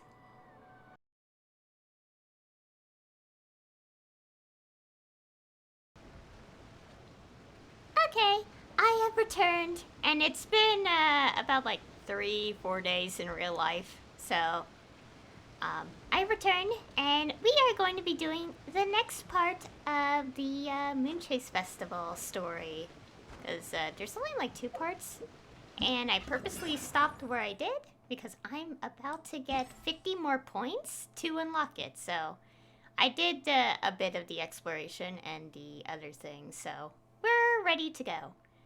And also, it's really weird to just pre-record this because I'm not used to pre-recording anything these days since I'm more streaming. But I had no choice with this because it's an event thing, so here we go. 3 to get ready, and here we go. And as you can see, I'm standing on top of the watermill thing. Yeah, this is something. I don't mind it because it's so silly. Okay, let's get off that. Anyways, so we now unlocked it. I just waited to unlock that when I started recording again. So let's go. Oh yeah, and also Hoya gave us really cute gliders recently. I'm too lazy to switch albedo, but I put them on albedo. It's Wings of Shimmering. It's so cute. It actually fits all the Geo characters, surprisingly. So I put the wings on, the gliders on them. Oh god, it's so loud on my end. It's not loud for you guys, it's just loud for me because I have these headsets with very, more fuller audio in comparison to, little earbud headphones. Oh, and also, there's also this. But I think I'm gonna be doing that on my own time now because it doesn't feel like, how do I put this? Like, I don't feel like recording the rest for you guys because I feel like it's something I'll do on my own time since the last one's unlocked in, will be unlocked in, 4 days. So, that's kind of why. But it's basically just getting recipes, I think, so you're not gonna miss much. But, let's go do this. And, I may need to mention I may have, gotten spoiled of who appears. So, that's a bit unfortunate for me, but it's okay. I don't know what's happening anyway, so let's go. And also, if I had to be fairly honest, other than the message I'll put at the start of this entire video, I have been very stressed by the toxic side of the community. I'm not even actually part of the community, by the way, as I am probably repeating. I just dip in from time to time to get to retweet fan art because I love all the fan art. I love the voice actors. They're all precious, and they should not be treated so harshly. Seriously, as an aspiring voice actor, I will not approve of such behavior anyway. Like, if, there's mean things, mean comments and all that. Anyways.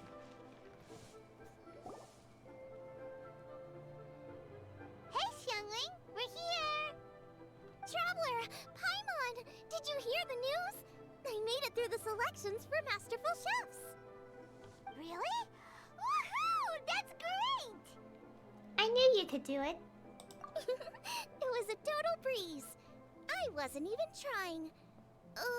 But a true champion never rests on their laurels. I'm still gonna need your help to prepare for the competition. I made a few new test dishes and I was hoping everyone could try them and give some feedback. Traveler, you wanna be the first? Oh, what a shame. We just ate. Oh. Yeah, Yeah, we did. And anyway, we get to eat your food all the time, so we're biased. You should find some other people this time, just to play it safe. Good idea. Okay, let me think. Let's get Beto to try it first. Beto! Yep, you can definitely trust her opinion. Let's go find her. Right now, she should be down at the docks. Let me box up this food real quick, then we can head on down.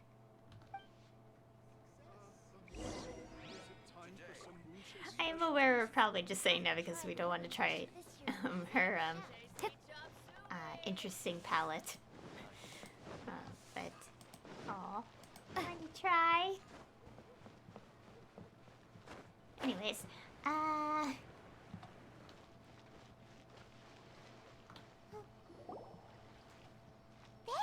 ahoy! Hey, look, who's she with? Hi, Beto. Hi, Xinyan. Are we interrupting anything? Xiangling! Woman of the hour. We were just talking about you. Oh, Beto was saying you and I should get ourselves on board sometime. Says the whole crew's been asking for us. Xinyan. My throat. Xinyan. Seems like you three go way back. Oh, we really do.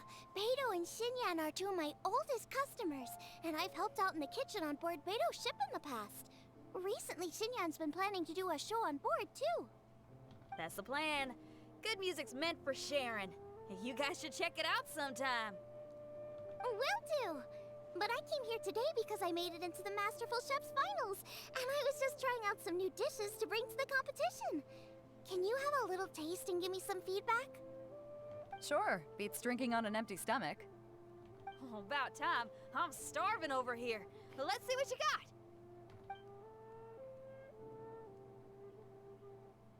Oh, man! This chicken foo young's tasting awesome! Oh, this food is too good for me to be soaking up the alcohol with. These three seem to have a great time with each other. Those are the kinds of friends you want in life. Only thing is you've got 3 dishes here. Chicken foo young, come and get it, and crystal shrimp, and they all taste kind of refreshing. Is refreshing really a flavor? When you spend all your time at sea, you don't have a lot of choice when it comes to food. Especially on the longer voyages where you've got to stretch out your rations as far as you can. First thing you want to do when you get back on dry land is dig into a nice hot meal that's swimming in oil and has a ton of flavor. That's the exact opposite of Ningguang's tastes. Oh, sure is. Beto's tastes are pretty similar to mine and Xiangling's. Ugh, Ningguang. I am sick of hearing that name. Our tastes couldn't be more different. You'll never find us eating the same bowl of food. But last time when you were chatting with her, Paimon thought you two seemed to get along just fine. We're evenly matched. Guess that makes us equals. But I'm sorry, limp cabbage leaves are never gonna do it for me. Oh, I hear ya, I hear ya. Steamed cabbage and broth might be upper class and look fancy and all, but man, is it boring! It's never gonna give you that flavor explosion you get with some of the other dishes out there. So, Xinyan, are these dishes too mild for you too? Well, not so much mild. I just think you maybe missed a beat somewhere. Exactly. This is some fine cooking, no question about that. But if this is for a competition, it needs more oomph. Beat? Oomph? Are we sure these terms apply to cooking? Beat and oomph. Beat, yeah. You know what a beat is? I only know music, though. I'm nowhere near your level when it comes to cooking, so don't mind me if it doesn't make much sense. No, you're both completely right. Beat and oomph. That's what I need. I actually thought as much while I was cooking them. Even though this was a brand new combination, it still felt like I was missing that one thing that'll seal the deal. You know, really push it over the finish line. Seems like she's found her muse. Does that mean music theory is compatible with cooking? Every bit as compatible as we are. Hey! Paimon didn't quite get the implication, but Paimon can tell when you're being a meanie. Okay, I think I know what I need to do. Great! So this went really well. Don't hold back, just get out there and do your thing. You're a pro, Xiangling, and you've totally got this. Hands down best chef in Liyue Harbor. Ain't that right, Beto? Well, I think so anyway. More than any other chef. And there ain't a whole lot of people I'd be willing to say that about. I'll do my best. Thanks, everyone. All right, we'll leave you to it. I'm gonna take Xinyan on board for a while. Xiangling, they both had pretty strong taste. You sure that won't be a problem? Shouldn't we get a second opinion from someone with milder tastes? That's a good point. Beto likes her greasy stir-fries, and Xinyan can really handle her spice. Yeah, we should get another opinion. Now, who do we know whose tastes are on the mild side? Traveler, any suggestions? Yep. I've thought of someone with mild taste. Who? You know, almond tofu. Oh, right! Makes sense! So, back to Wangshu Inn? Who is it? Someone you just missed last time we were there. Well... we can do it right here. Huh? Oh, Paimon remembers! He said that we just need to speak his name and poof! He'll show up! Okay. I was just thinking that. Will he definitely hear us saying his name, though? Maybe we should find somewhere quieter. Okay. Go to a more peaceful location, which is literally just like a few feet away. Nice to see Xinyan. I can't pronounce these names, I apologize. Xinyan, appearing. That's so nice.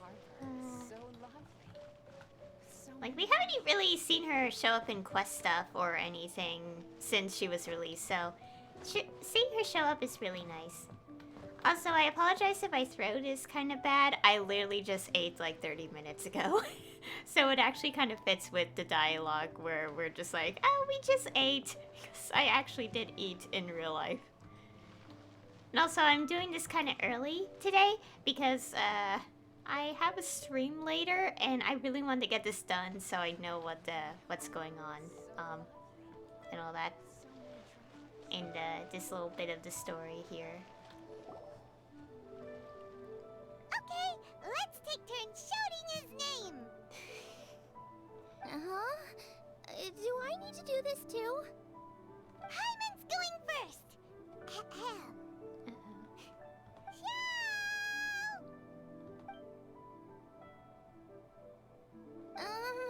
Nothing's happening.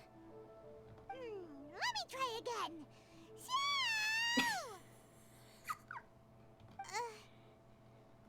That's weird. Does he not want to hang out with us? Wait, so let me get this straight. Some guy with special powers promised you both that you just need to shout his name and he'll show up? Well, not both actually, just one of us. He promised it to me. Oh, right. Well, you should be the one to try it then. Paimon clearly just doesn't want to feel left out. Okay then. Xiao, you there? You called?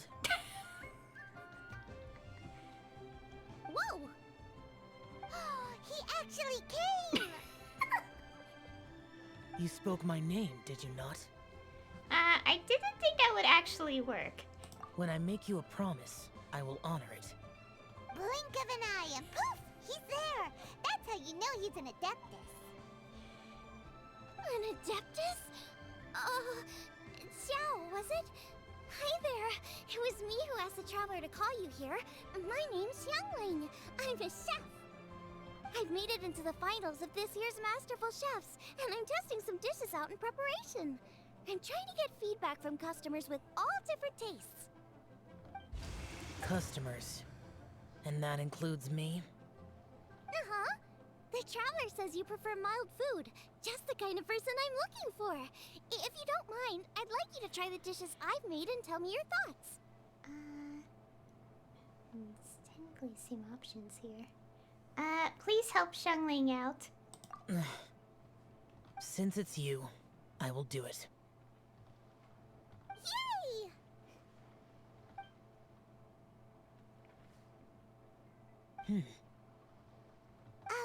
How is it? Are you sure you can eat it? Don't force yourself. Tastes pretty good. Huh? Really? I can't believe it. An Adeptus says he likes my cooking. If my dad was here, he'd be crying tears of joy. You excel in the culinary arts. I'm reminded of another chef I know. That chef cooks dishes with soul, as do you. Both of you are masters of your craft. Who do you think he means? Smiley Yenshou? It has to be Yenshou. If I had to find fault with something, the two sides are a little strong for my taste. Some minor adjustments would take this dish from excellence to perfection. Just my own opinion. Do not fixate on it. Take it or leave it as you see fit. Alright, go easy on the sides. Okay, I got it. Thank you, Adeptus friend. It was really great to meet you. I'll be leaving now. Thank you. See you next time. Paimon still can't believe he actually came. So, what would happen if we called his name again now? Do you think he'd come back right away? Paimon, we're not doing that. Only kinda, maybe, not really joking. Jeez. Good news! After 2 rounds of taste testing, I've had an idea on what to do next. Great! Lucky we picked the right people to talk to. I'd better head back and try this out a few times while it's fresh in my mind. Thanks for your help. Oh, and the final is in Eugene Terrace. You better come and watch. Will do. Good luck. You'll do great. You bet. Okay, wait for the competition to start the next day. Okay. Oh, my throat. I was kind of regretting, like, doing this recording a little early, but I wanted to see this story bit, this conclusion half. So, I really want to see it. Okay. I'll go close to the area and, wait.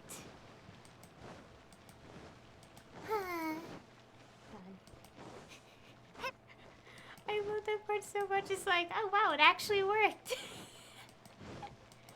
I love all the fan art and little like things that people made like related to like, you know, the characters, keeping it in character and all that. It's so cute. Yeah. Why do toxic people have to ruin everything sometimes?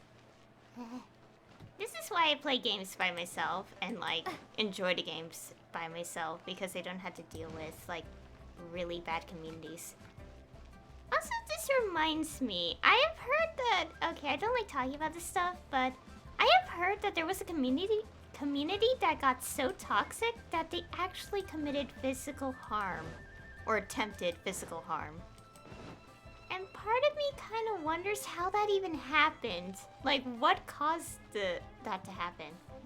And honestly, I'm actually terrified to look it up, so that's why I don't actually know what all that was about.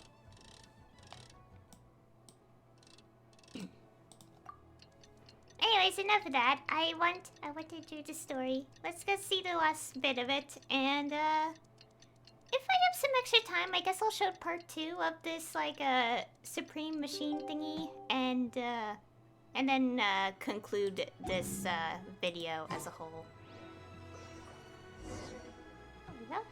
Let's head to the competition venue. It should be starting soon. Oh, I see you. Ooh, Paimon's so excited! I see you in Faye.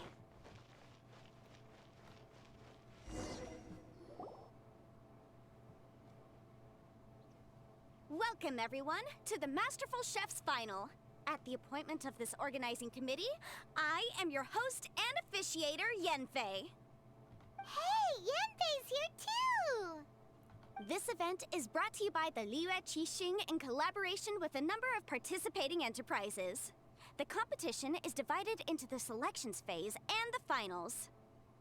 We saw many contestants from all over Liyue in the selections process, and all of them were outstanding chefs in their own right.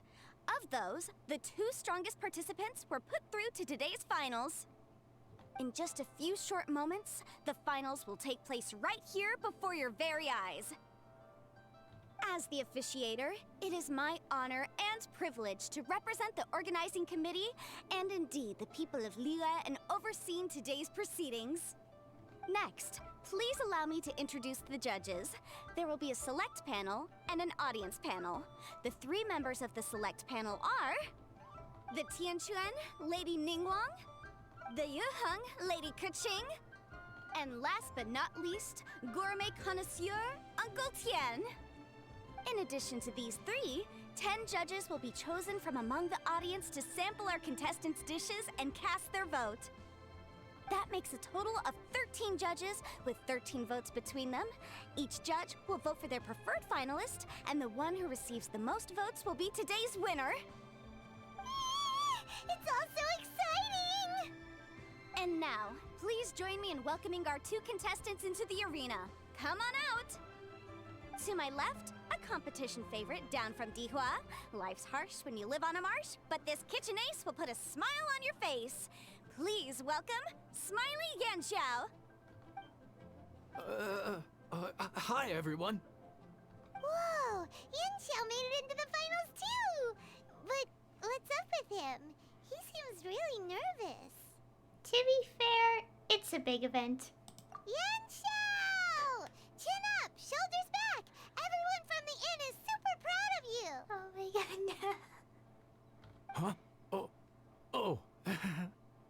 And to my right, a stalwart of Liyue Harbor culinary scene, a little feisty with a whole lot of spicy. Give it up for Xiangling! And her mysterious assistant, who knows who? Hi, my nose, it's Guoba! Hey, everybody, I'll do my best! Contestants, please repeat after me. As a finalist in Masterful Chefs, I solemnly swear to commit myself fully, compete fairly, and abide by all competition procedures. As a finalist in Masterful Chefs, I solemnly swear to commit myself fully, compete fairly, and abide by all competition procedures.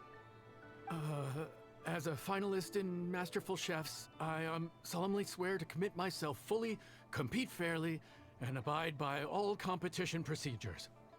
And I, for my part, promise to uphold the principles of fairness, impartiality, and transparency in my officiation of the proceedings. Now, I will hand things over to the select panel judge, Ningguang, for the announcement of today's theme. Thank you all for being here today at the Masterful Chef's Finals. I am the Tianquan Ningguang. The organizers have chosen the theme for today's event, and that theme is of Earth and Waterborn. Of Earth and Waterborn. Just like the Feast of Bounteous Land. It really captures the spirit of this year's Moonchase festival. It's like surf and turf, but the deep and meaningful version. The rules are simple. The one who receives the most votes wins. Tailor your dishes to the judges' preferences, or win over the audience with your originality. The choice is yours. Well then, I look forward to both of your contributions. Contestants will have 1 hour of cooking time available and may only use ingredients provided by the organizers in their dishes.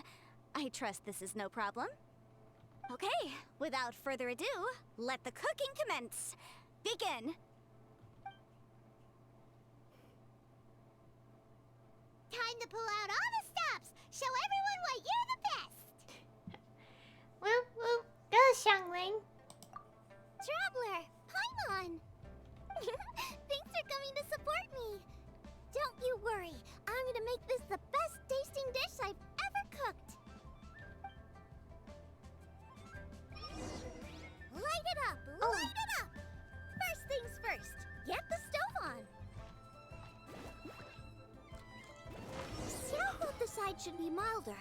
to make sense to contrast with the main dish. And I guess that's what Xingyan meant. You gotta have on-beats and off-beats. But at the same time, you have to end on a high note. So I think I'll add a little sugar to the crystal shrimp just to bring the flavor up a notch. Wait, what? I wasn't paying attention, I'm sorry! A delicious crystal shrimp.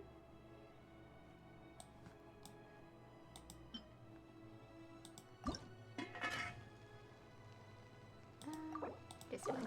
Let's actually make one.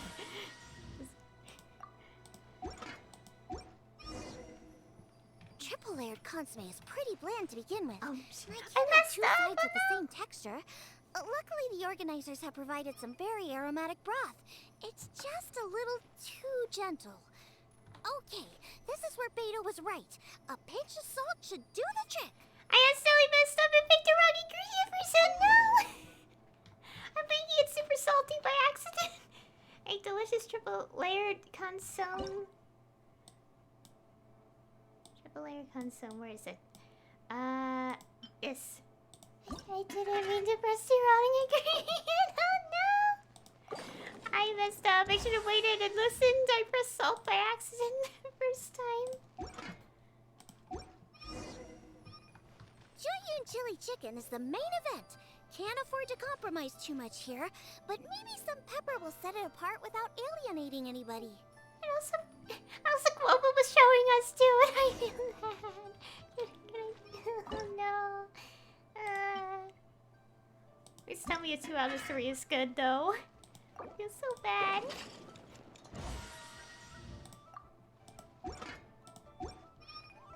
Huh? Oh, Yanxiao. He doesn't look so good. Ah, Guava! Whoa, whoa, what's this? Hold up. Things are taking an unexpected turn on the masterful chef's stage. Xiangling's mysterious assistant appears to be aiding her opponent. Judges, are we going to allow this? We knew in advance that Xiangling would be accompanied by a mysterious assistant, and the judges agreed that the two could be classed as one individual for the purposes of the competition. But what do we say to this? I take no issue with it. In any case, the assistant hasn't done much in the way of assisting. No competition would be complete without a little drama. All a part of being young. I won't be the old fogey that ruins it for them. Please allow me to explain to our host. Prior to the competition, the judges reviewed both contestants, and we can comfortably confirm that neither side is participating in a way that contravenes the competition rules.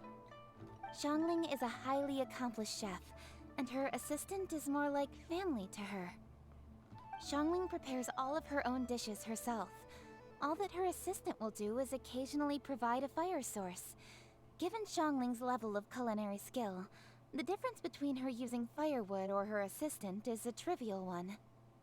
I appreciate everyone's concerns. The presence of a mysterious assistant performing strange dance moves to cheerlead for Xiangling is a little unexpected. But the mysterious assistant has now started cheerleading for Smiley Yanxiao too, demonstrating total impartiality. By encouraging both Xiangling and her opponent, they have proven to be a fair supporter. That's right! Guava's not really outside help. Guava just likes to watch people cook. I'm sure the only reason they went over there is to try to help Yanxiao feel less nervous. I give you all my word, Guava will not interfere with the competition. And I would also say that it's a loss to the competition if Yanxiao isn't at the top of his form. I say that as someone who's eaten Yanxiao's cooking at Wang Shuwen before. He is an excellent chef, and I want this to be a competition between the best we both have to bring. I see. Most amusing. Uncle Tian, what's your opinion? I have no objections. It's an honor and a privilege to see two contestants so dedicated to having a fair and square contest. The judges and the officiator accept this explanation. Let the competition continue. Yanxiao, are you alright? I don't know what's wrong with me. I've never been so nervous in my life. Look, my hands won't stop shaking. Take it easy. I've been there before. I can help. Try saying a tongue twister to yourself in your head. Or think of some happy memories about your dad. Why my dad? That's a bit specific. 'Cause that's what I do.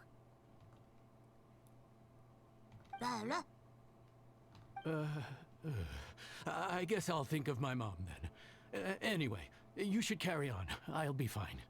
Don't hold up your own dishes on my account. Nothing's being held up. I'm finished already. Huh? Oh, right. Then I need to focus up and win this thing. There you go. That's the attitude we want. You're a very capable chef, Yan Xiao. So come on, show everyone what you're made of, just like you showed us last time at Wangshu Inn. Yes, you're right. I can do this. Thank you, Xiangling.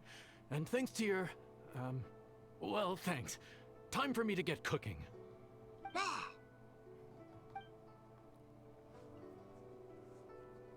Time's up! Both contestants have now finished cooking.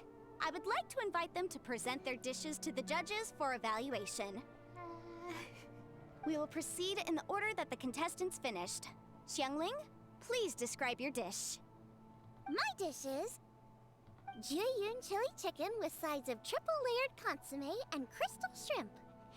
Crystal shrimp and extra salt by accident, too.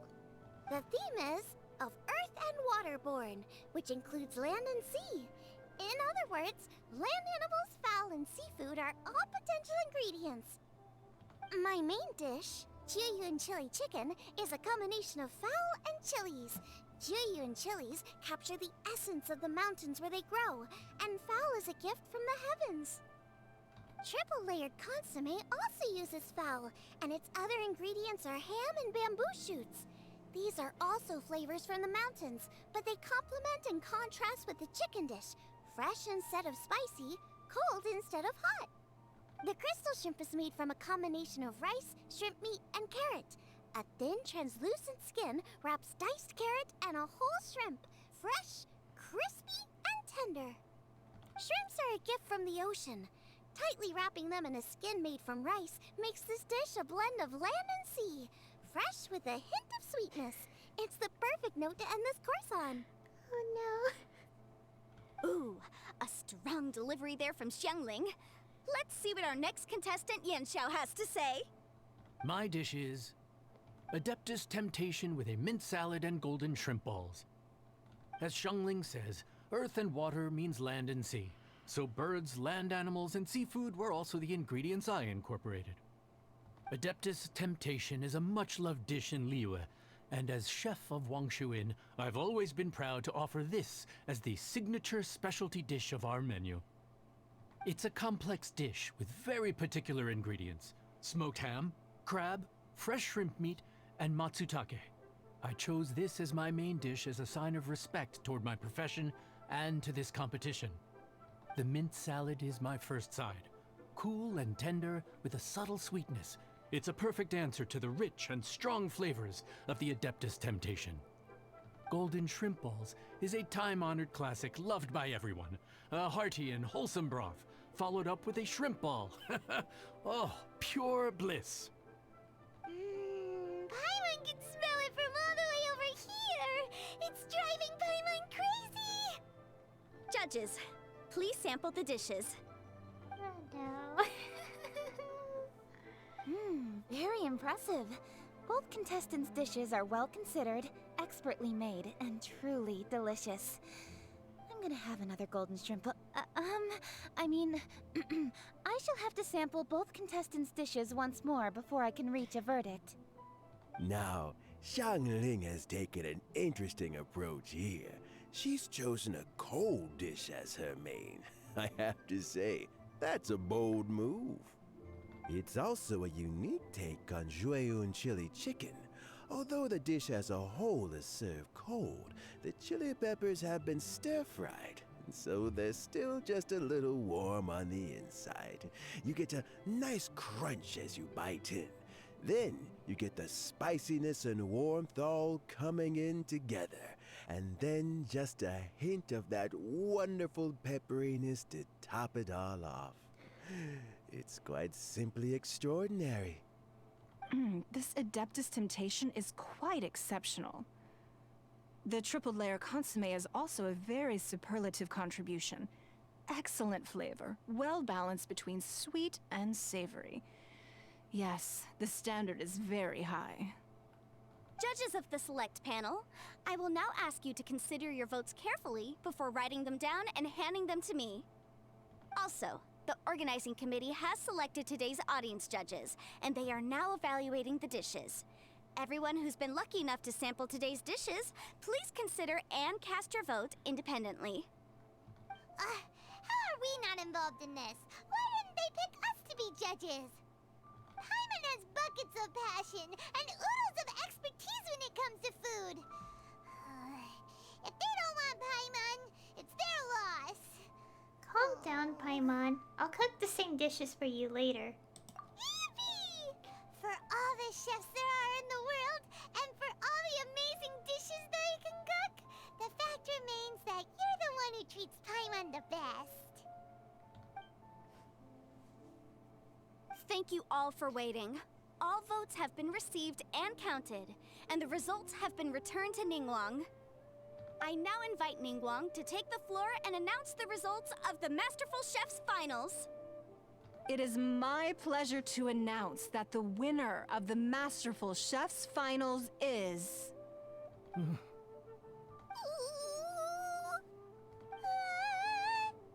by a mere 1 vote margin, Xiangling! Wow!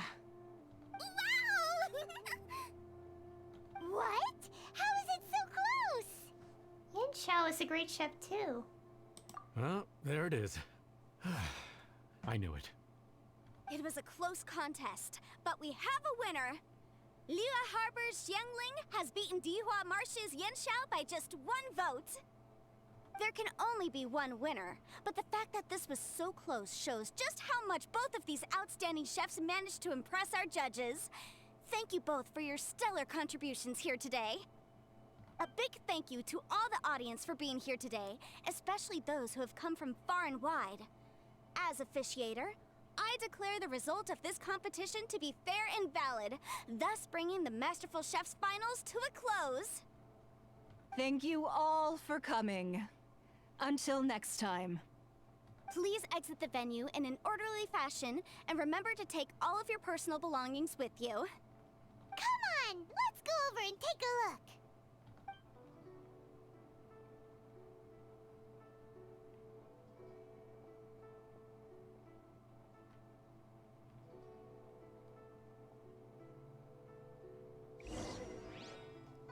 Hunt the Xiangling and Smelly Yan Xiao. Looks like I won this time, Yan Xiao. But I'd still like to try your dishes, if that's okay. Sure. I'll have a try of yours too.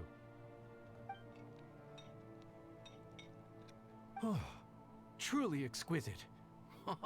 No doubt in my mind why you're the winner here.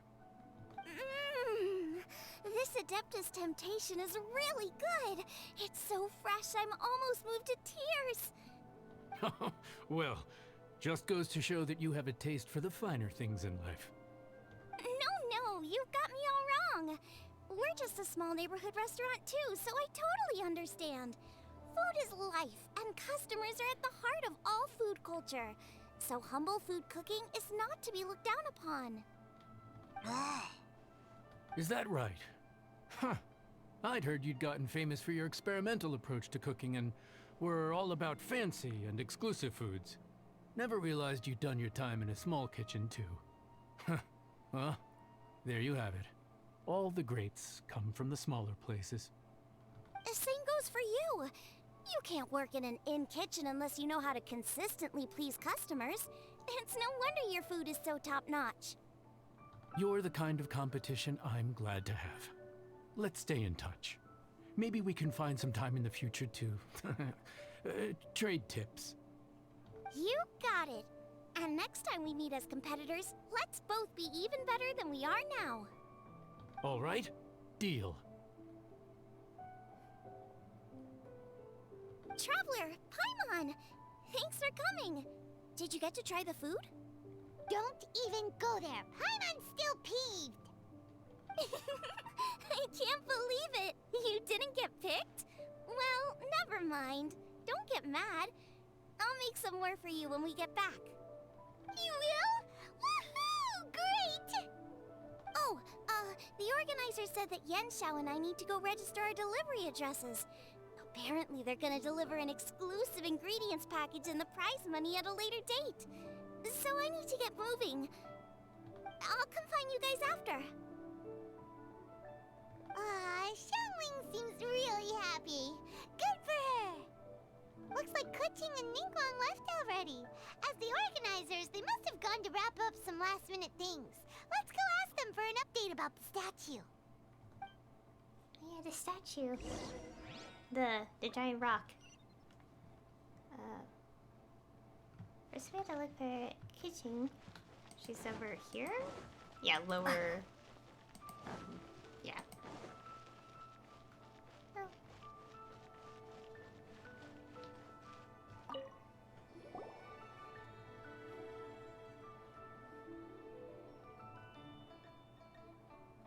Kuching, there you are! Oh, you found me. Huh? Is everything okay? Something is weighing on Kuching's mind. Traveler, I have found myself in something of a predicament. In the competition, I voted for Smiley Yenshao. So you're frustrated because you can't go back and vote for Xiangling instead? No, that's not it. As a judge, I had a duty to remain objective.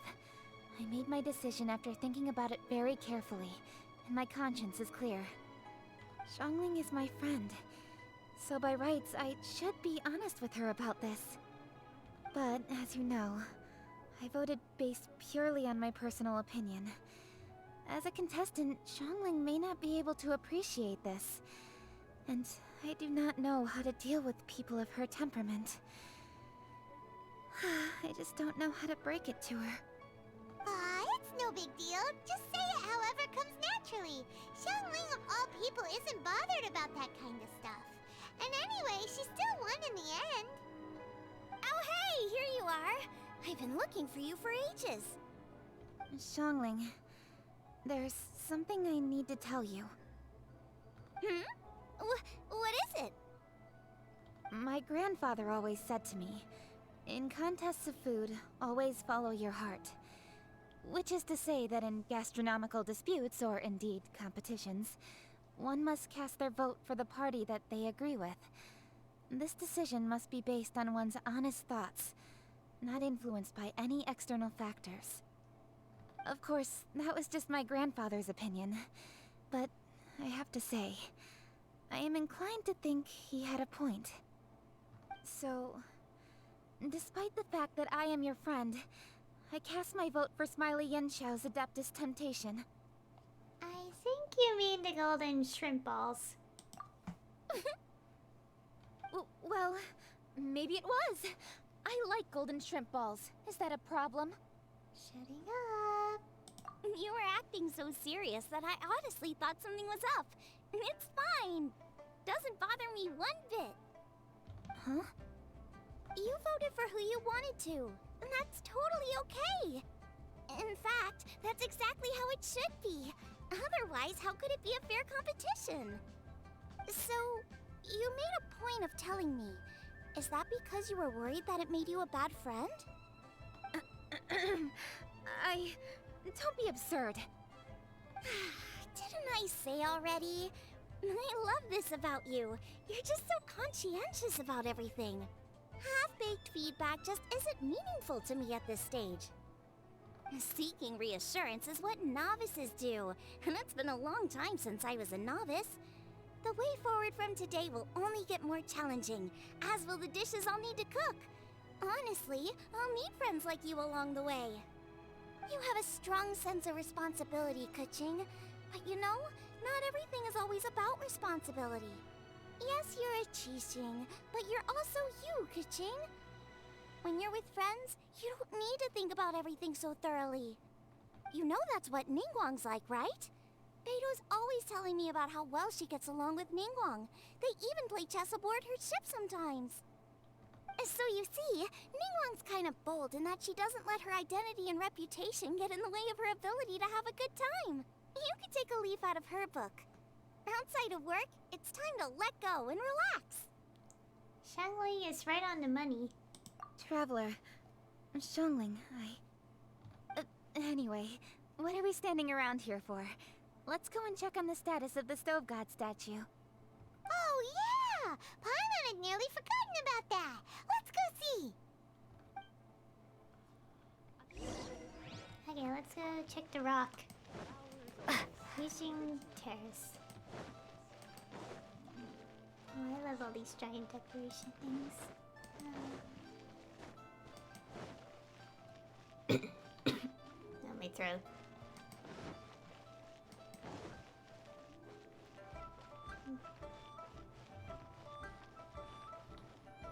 Check the large rock. How strange. It hasn't changed one bit. This doesn't make any sense. We cooked our hearts out. Does this mean the competition wasn't enough to awaken the statue? Oh well. I suppose it was simply not meant to be. There's still time. Don't lose hope. Yeah, we've waited this long already. There's no harm in waiting a little longer. Right, Xiangling? Yep, there's still time. Let's be patient. We'll all see this through together. On another note, I have some good news for you, Kuching. Things are looking optimistic for that recipe you gave me.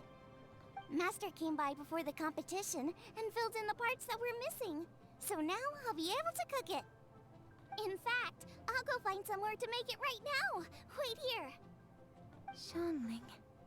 Oh, and Traveler, could you come with me? Huh? You only just beat Smiley Yanxiao. You think you're up for challenging us already? Alright, time for me to get real. I'm something of a kitchen god myself. Obviously not what I meant. You collect recipes, don't you? I thought you'd probably be needing this dish during your travels, so I figured I'd share it with you. Oh, right! Paimon knew that. Sheesh, we totally misread that situation.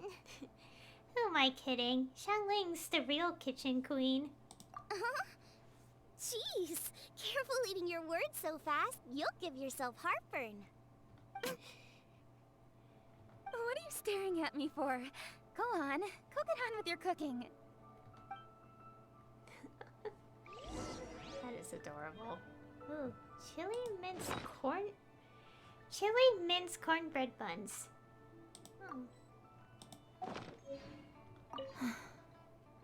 Will we ever manage to reawaken the statue? Hope so. I feel like there's like more cracks in it.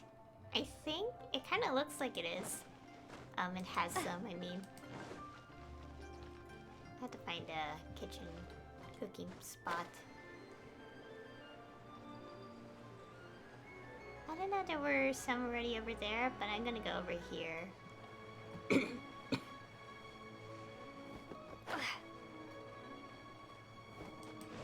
That makes sense.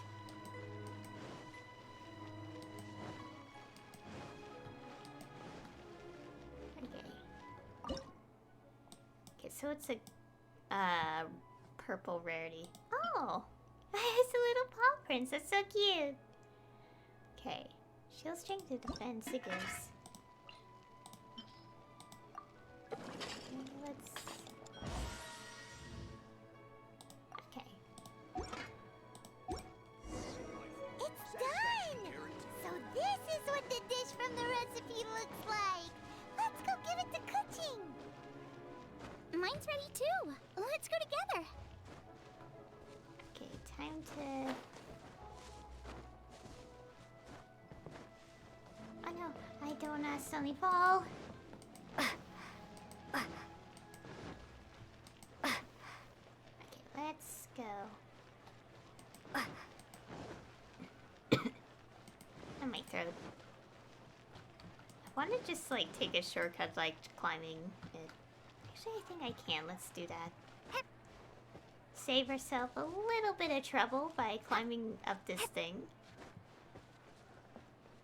The wind knows me. I love Kazuha so much. Oh, I can't wait for like the 2.2 stream. Oh yeah, and by the time I'm recording this, it's in about like 2 days. So I can't wait to like, I can't wait to know if we're gonna get like, you know, like, who's gonna be another playable character, and stuff. So you know. Oh, this has been happening a lot for a while. That I'm like starting to glitch, and I've been trying to verify the files. So that's weird. Okay, let's go talk to Kuching. We're back! The Traveler and I made one each. Here, have a taste while it's still warm. Thank you. Don't mind if I do.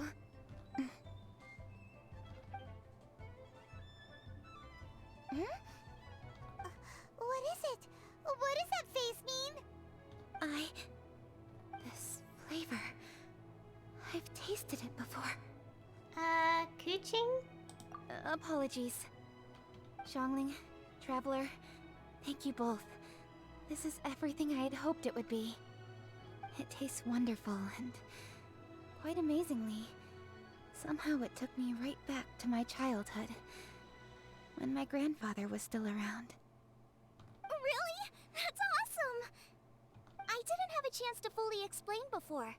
In fact, when Master had filled in the missing parts of the recipe for me, I realized that I already knew how to make this dish. You already knew? You mean you were able to make this without ever seeing the recipe? Uh-huh. My dad taught me how to make it. Wait, but isn't this dish from Kuching's grandpa's notes, though? About that. I do not believe that this recipe was my grandfather's creation. My grandfather was a well-known real estate tycoon in Liyue, and also a scholar.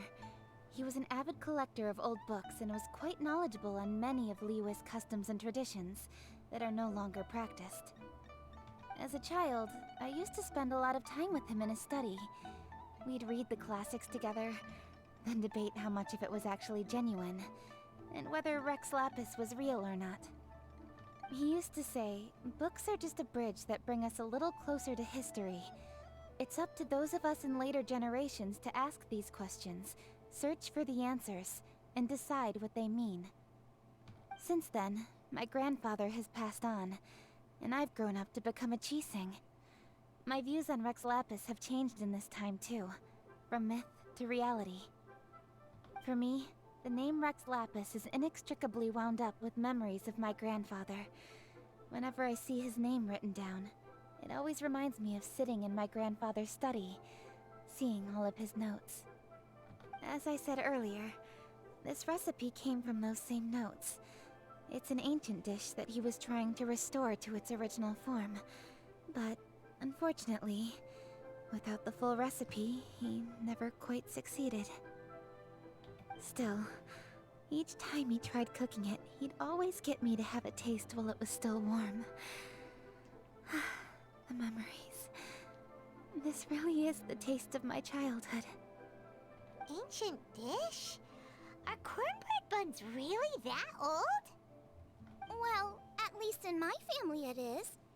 My dad learned how to make it from his dad, and supposedly it's been passed down that way for generations. We call them chili minced cornbread buns. They're a traditional folk food snack, easy to pack up and take with you on the road, so they're the perfect thing to eat on the go.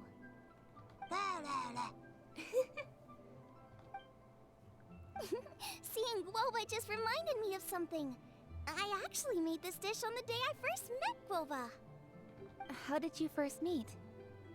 It was in a cave in the mountains.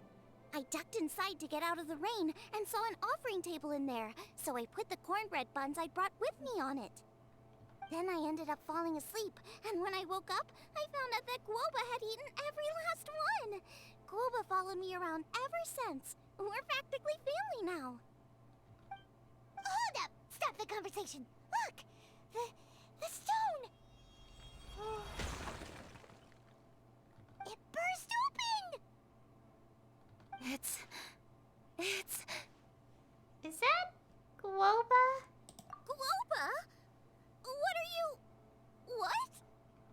Mother?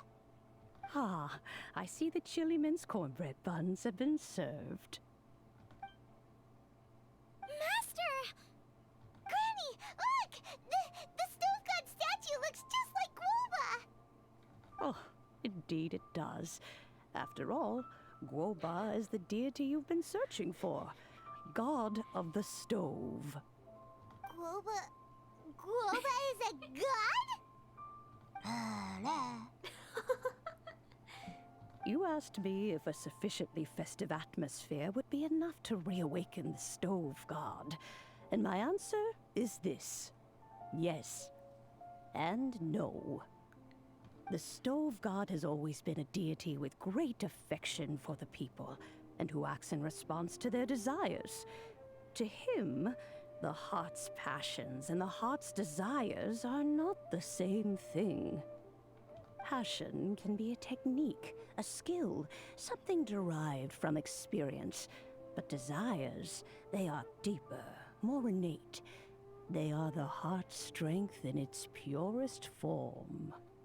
Masterful chefs is wonderfully exciting, but it is more an exercise of passion than of desire. And passion alone will not suffice to reawaken the stove god from his deep slumber. But just now, when Kuching ate this dish she had longed for, a deeply held desire was fulfilled. As well as receiving an answer to her question, she also gained something much more precious. A moment of poignant nostalgia so vivid, it felt like she was right there alongside her grandfather. The enormous power unleashed by the fulfillment of this desire resonated with the stove god's statue, and caused it to manifest once more the form it took in the past. Of course, the stove god himself is not contained within the statue. The true stove god has been here with us all along. How does it feel? Seeing a statue of yourself from your glory days? Look at him. Still so majestic. Glory days? Wait, what happened? Did Guoba used to be different from now? Oh, yes. Back in his day, your Guoba was once the patron god of the soil. But all the wisdom and power he had then, he has since surrendered to the soil itself. A god surrendering their power to the soil. I have heard this turn of phrase before, but what does it mean? The kinds of trials and tribulations that a land can face are far more than you could imagine. Droughts, floods, torrential rain, hurricanes, earthquakes, tsunamis, fires, and plagues. The threat of disaster will never fully disappear from Liyue. Even woes that have never been faced before in history will come to pass in the future. Such things affect you mortals far more than we Adepti, with our immortal forms. He once walked with you over the barren plains until you arrived at last at the harbor. He joined you in building your dwellings and lighting the stoves. It was his hand that lit the very first street lamp of Liyue and brought the aroma of cooked food into every household in the land. You mortals no longer remember him, but back in the age when you did, he was the closest of all the Adepti to the common folk.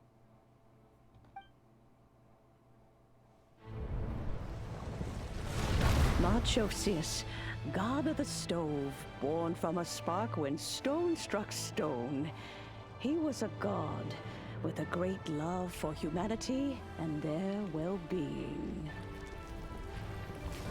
Millennia ago, the people sought to expand their city. They built a dwelling on the plains and called it the Gwali Assembly. The The Stove God cared greatly for the people, turning himself into minions who went into every home, fostering food and solidarity alike. Alas, their home was taken by a flood. The waters ravaged the Gwali Assembly and forced the people back south to Liyue Harbor. Though the distance was not far, the journey was plagued by a terrible storm. For a dozen days, the Adepti stayed by their side. During this time, the Stove God cooked an ancient delicacy, flatbread with a meat sauce to stave off the cold and damp, fit for those on the move. Centuries later, disaster and plague arose once more. The Stove God would appear no longer, for he placed all of his power into the land itself to quell the calamities. His power expended, and his wits greatly reduced. Thus his body decreased in size. By the time he parted ways with us, he wasn't even the height of a human. He told Rex Lapis and I of the dishes that bring joy and of the secrets of the flame, then went into the mountains and entered into a long slumber.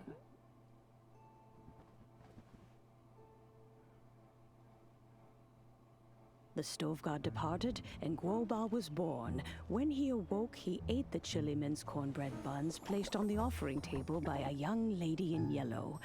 Though he did not remember the past, he was profoundly moved and decided to follow this young lady thereafter. The Stove God had quietly disappeared, but the vendors rose early to hawk their wares. People went out to buy goods, lit their stoves, and cooked food, just as they had done every day for as long as they could remember.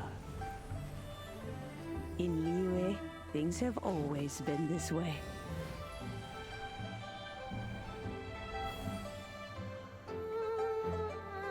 Nature provides, the mountains rejoice. We are blessed by heaven's good grace. Years have gone by. The world has transformed, but our way of life survives.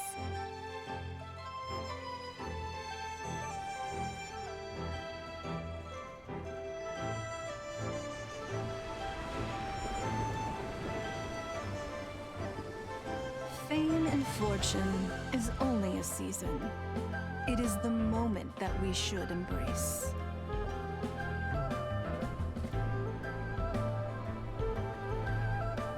Past meets present. Heritage becomes legacy. Long into the future may we thrive. You once told me that dining is the profoundest of customs in the human world. To eat well is to consume vitality itself, and to drink well is to partake of the very essence of the world. It is a matter of paramount importance, you said, for people cannot face the arduous journey ahead on an empty stomach. At once a humble affair and a profound one. A humble meal of maize and spring water is also profound in that. By ensuring one's survival, it paves the way for millennia of human history and culture to come. My dear friend, Liyue has changed so much while you have slept. Looking at the prosperity and beauty around us today, does it make you happy? Woba, this is kind of a huge deal. Why didn't you say anything? He is not who he once was. Even the power of speech evades him now. There is no way he could have told you. Oh. Woba, but... Xiangling. Do not be saddened, Xiangling. There are two sides to everything. Guoba may have lost many of his formal faculties, but he is now as carefree as can be, without a single worry in the whole world. In this world we inhabit, who can truly be said to live a life free of all woes? Those with a mind and with the knowledge will certainly be troubled by all manner of things. But he has gone further than us in his journey. He had both wisdom and courage. Everything he took upon himself, he was also ready to part with. So since you are his friend, take good care of him. Go out to walk and play. Allow him to eat, drink, and be merry. Why did I skip the dialogue? My brain is half asleep. I'm so sorry, guys. I will. You can count on me. Xiangling, you have an adeptal affinity. Guoba follows you around because he has respect for you. The moment he awoke, he was met with the familiar flavor in the chili mince cornbread buns he ate. After all that time, he still recognized the dish he had invented, and he approved of you as the one who had cooked it. That's right. The taste of one's home cuisine always brings back memories of home. Though he remembered nothing, eating the food you had cooked gave him a feeling of familiarity. That is why he stuck by you. You may be the first person in history to give the stove god the experience of being a satisfied customer. That makes you quite a remarkable chef. I love Xiangling's cooking too. If that's true, I couldn't be happier. Because putting a smile on customers' faces is what we chefs are called to do. Well then, it's getting late and I still have things to do. Time for me to say goodbye. Traveler, Paimon, Xiangling, thank you all very much. I look forward to spending more time together in the future. Sounds good. We'll be waiting. I guess my dad's probably heard the good news already, but I should still go catch up with him. Master, it's been a while since you came by. Why don't you join me? He thinks about you all the time, you know. He's always telling me to invite you over. Oh, goodness me. Then, far be it from me to refuse. Off we go, then. Let's saunter over gently and see how all the city folk are getting along. I'm so sorry I skipped his dialogue halfway through. Oh my god. Whenever I get so invested in a story, I kind of lose track of like paying attention to like what is left in the dialogue, and I end up pressing F or something. This is the second time I've done it in a recording too. Why?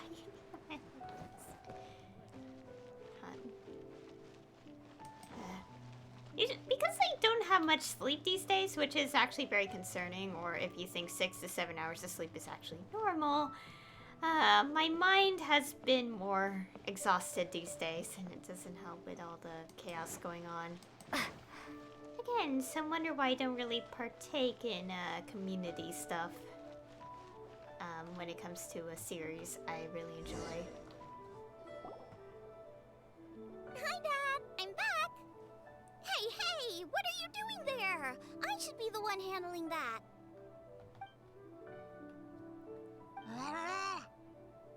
Oh no! Guoba's taken off! Look who it is.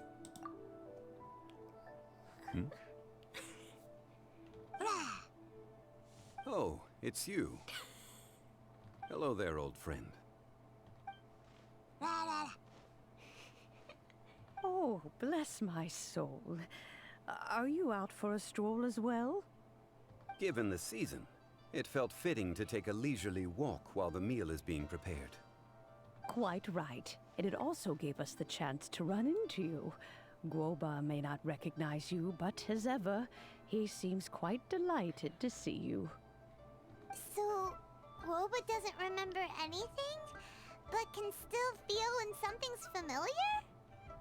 Friendship will always withstand the ravages of time. Traveler, what do you think of the name of this festival? Moonchase. Evocative and seasonal. The moon is a carrier of countless emotions.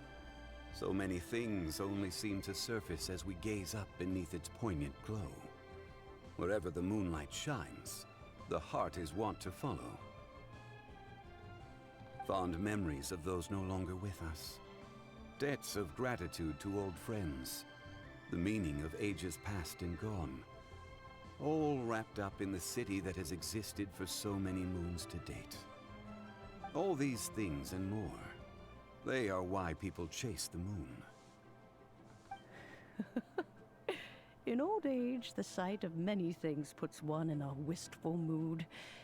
But children are always a beautiful sight to see. Such exuberant life force. It seems to well up from deep within the land itself. A land that has been in existence for so many millennia, and yet one that still dazzles today. Perhaps that is what defines Leah. Traveler, this Moonchase festival has been all the more entertaining with you here to witness it. Now, let's have Xiangling brew us a nice pot of tea. We shall drink and chat at our leisure. And that's the end of it, right? Unless there's something else secretly. Oh, they're over there. That should be it, right? Unless these have something special going on. Huh. I think that's it. I don't know, there's still something in like 4 days, but I don't know. You have to try the winning dish of this year's Master of Chefs. The food at Wan Min restaurant is excellent. I eat here often. Ah, you can say that again. Xiangling is a remarkable child. Surely the culinary talent of the century. Indeed. To have mastered the craft at her age lends credence to the old aphorism that heroes are made young. This is a nice little event story. It's so sweet. And if I'm right, I think every Leah character has appeared in it. Like, doesn't matter how small, just simply seeing them is enough to make me happy. Also, Zhongli appearing. I still don't have him yet. And I want to collect all the guys in the game. Seriously, the only guys I could literally just show you guys. And the only two I'm missing is Child and Zhongli. Like, I'm only missing them among the guys in Genshin. And you can really tell that I have skipped the girl banners of the game. Because I choose not to pull for any of the banners. It is really hard work to resist the temptation to pull sometimes, but it's actually very therapeutic, I think, to not do that because it helps prevent the gacha addiction. Also, that cutscene was so nice. I like how our character has like the what's it called? The Skyward Blade thing? Yeah, Skyward Blade. I put it on Bennett for the attack, but it's not completely upgraded. But if you look at it, it is very aesthetically matching. But since I like to be switching the elements here and there, I don't yeah, I don't like to change the weapon. Or something. I don't know. Anyways, there. What is this? Why does this feel like this could be something? I guess it's just here for decoration because it's so pretty. What happens if I make it nighttime? Oh yeah, and I think this will be just about covered for the video, I think. Unless there's... Ooh, pretty. Look at that. I think that about covers it for the Moonchase content. But just in case, I will wait until after like this stuff is concluded to see if there's anything left.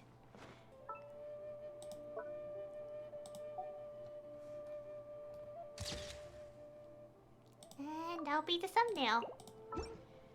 Okay, I think I should get it wrapped up because I have to start my stream in about an hour and a half or something because I do want to cover 4 hours of my playthrough today, so I could get more progress done. And yeah, I can't wait to keep going with that game though because I'm having a lot of fun with it. It's called Tales of Arise. If none of you are paying attention to my YouTube channel, which you should probably if you want to know what I'm up to on Twitch, and yeah, I mean, you're all watching this on YouTube now anyway, because this is pre-recorded and not streamed live. But, yeah. I do if you don't know, like, what I do, I sometimes do Let's Plays, which I am doing right now. And, I do kind of draw sometimes on stream. Lately, I'm trying to get back into drawing because I've been on an art block for far too long, and I got some inspiration recently, and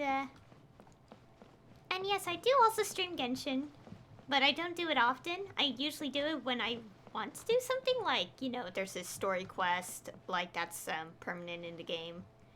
Event storylines are, you know, like, whatever, like, because I can't really stream them because, like, for this one, like, this was unlocked today while the other one was unlocked on Monday, and like it's impossible to stream it because like I want to do the event before people start spoiling it, and I don't like to avoid like things. I mean, I know community is very difficult to deal with, like be around, but I still go check in from time to time to see fan art, and I really appreciate all the fan art people make because they're all so amazing and talented, just like me. Although I don't really make fan art because I prefer drawing my original characters, as you see in the right there. So yeah, but it is okay. It is fine. I am dealing with so much already, so you know. Anyways, oh yeah, and also Xinyan. Xinyan? I don't know how to pronounce names with X's in them sometimes. I really apologize. I like how she finally gets to appear in this story because it's really sad that she didn't get to appear. Like, before this, she was the only playable character who hasn't appeared in story. Which is quite unusual. Yes, we're including hangout events because Diona hasn't appeared in normal story, but she does have a hangout event. And what else? Oh yeah, and Guoba being a god, or a depowered god now. Somehow that makes me smile because it sounds so cute. But yeah. Anyways, I think it's about time I wrap things up here. So, what else to say? Like, to add to that? I don't think there's much else to add. I think I said my piece. So anyway, thank you all for watching, and I'll see you all next time.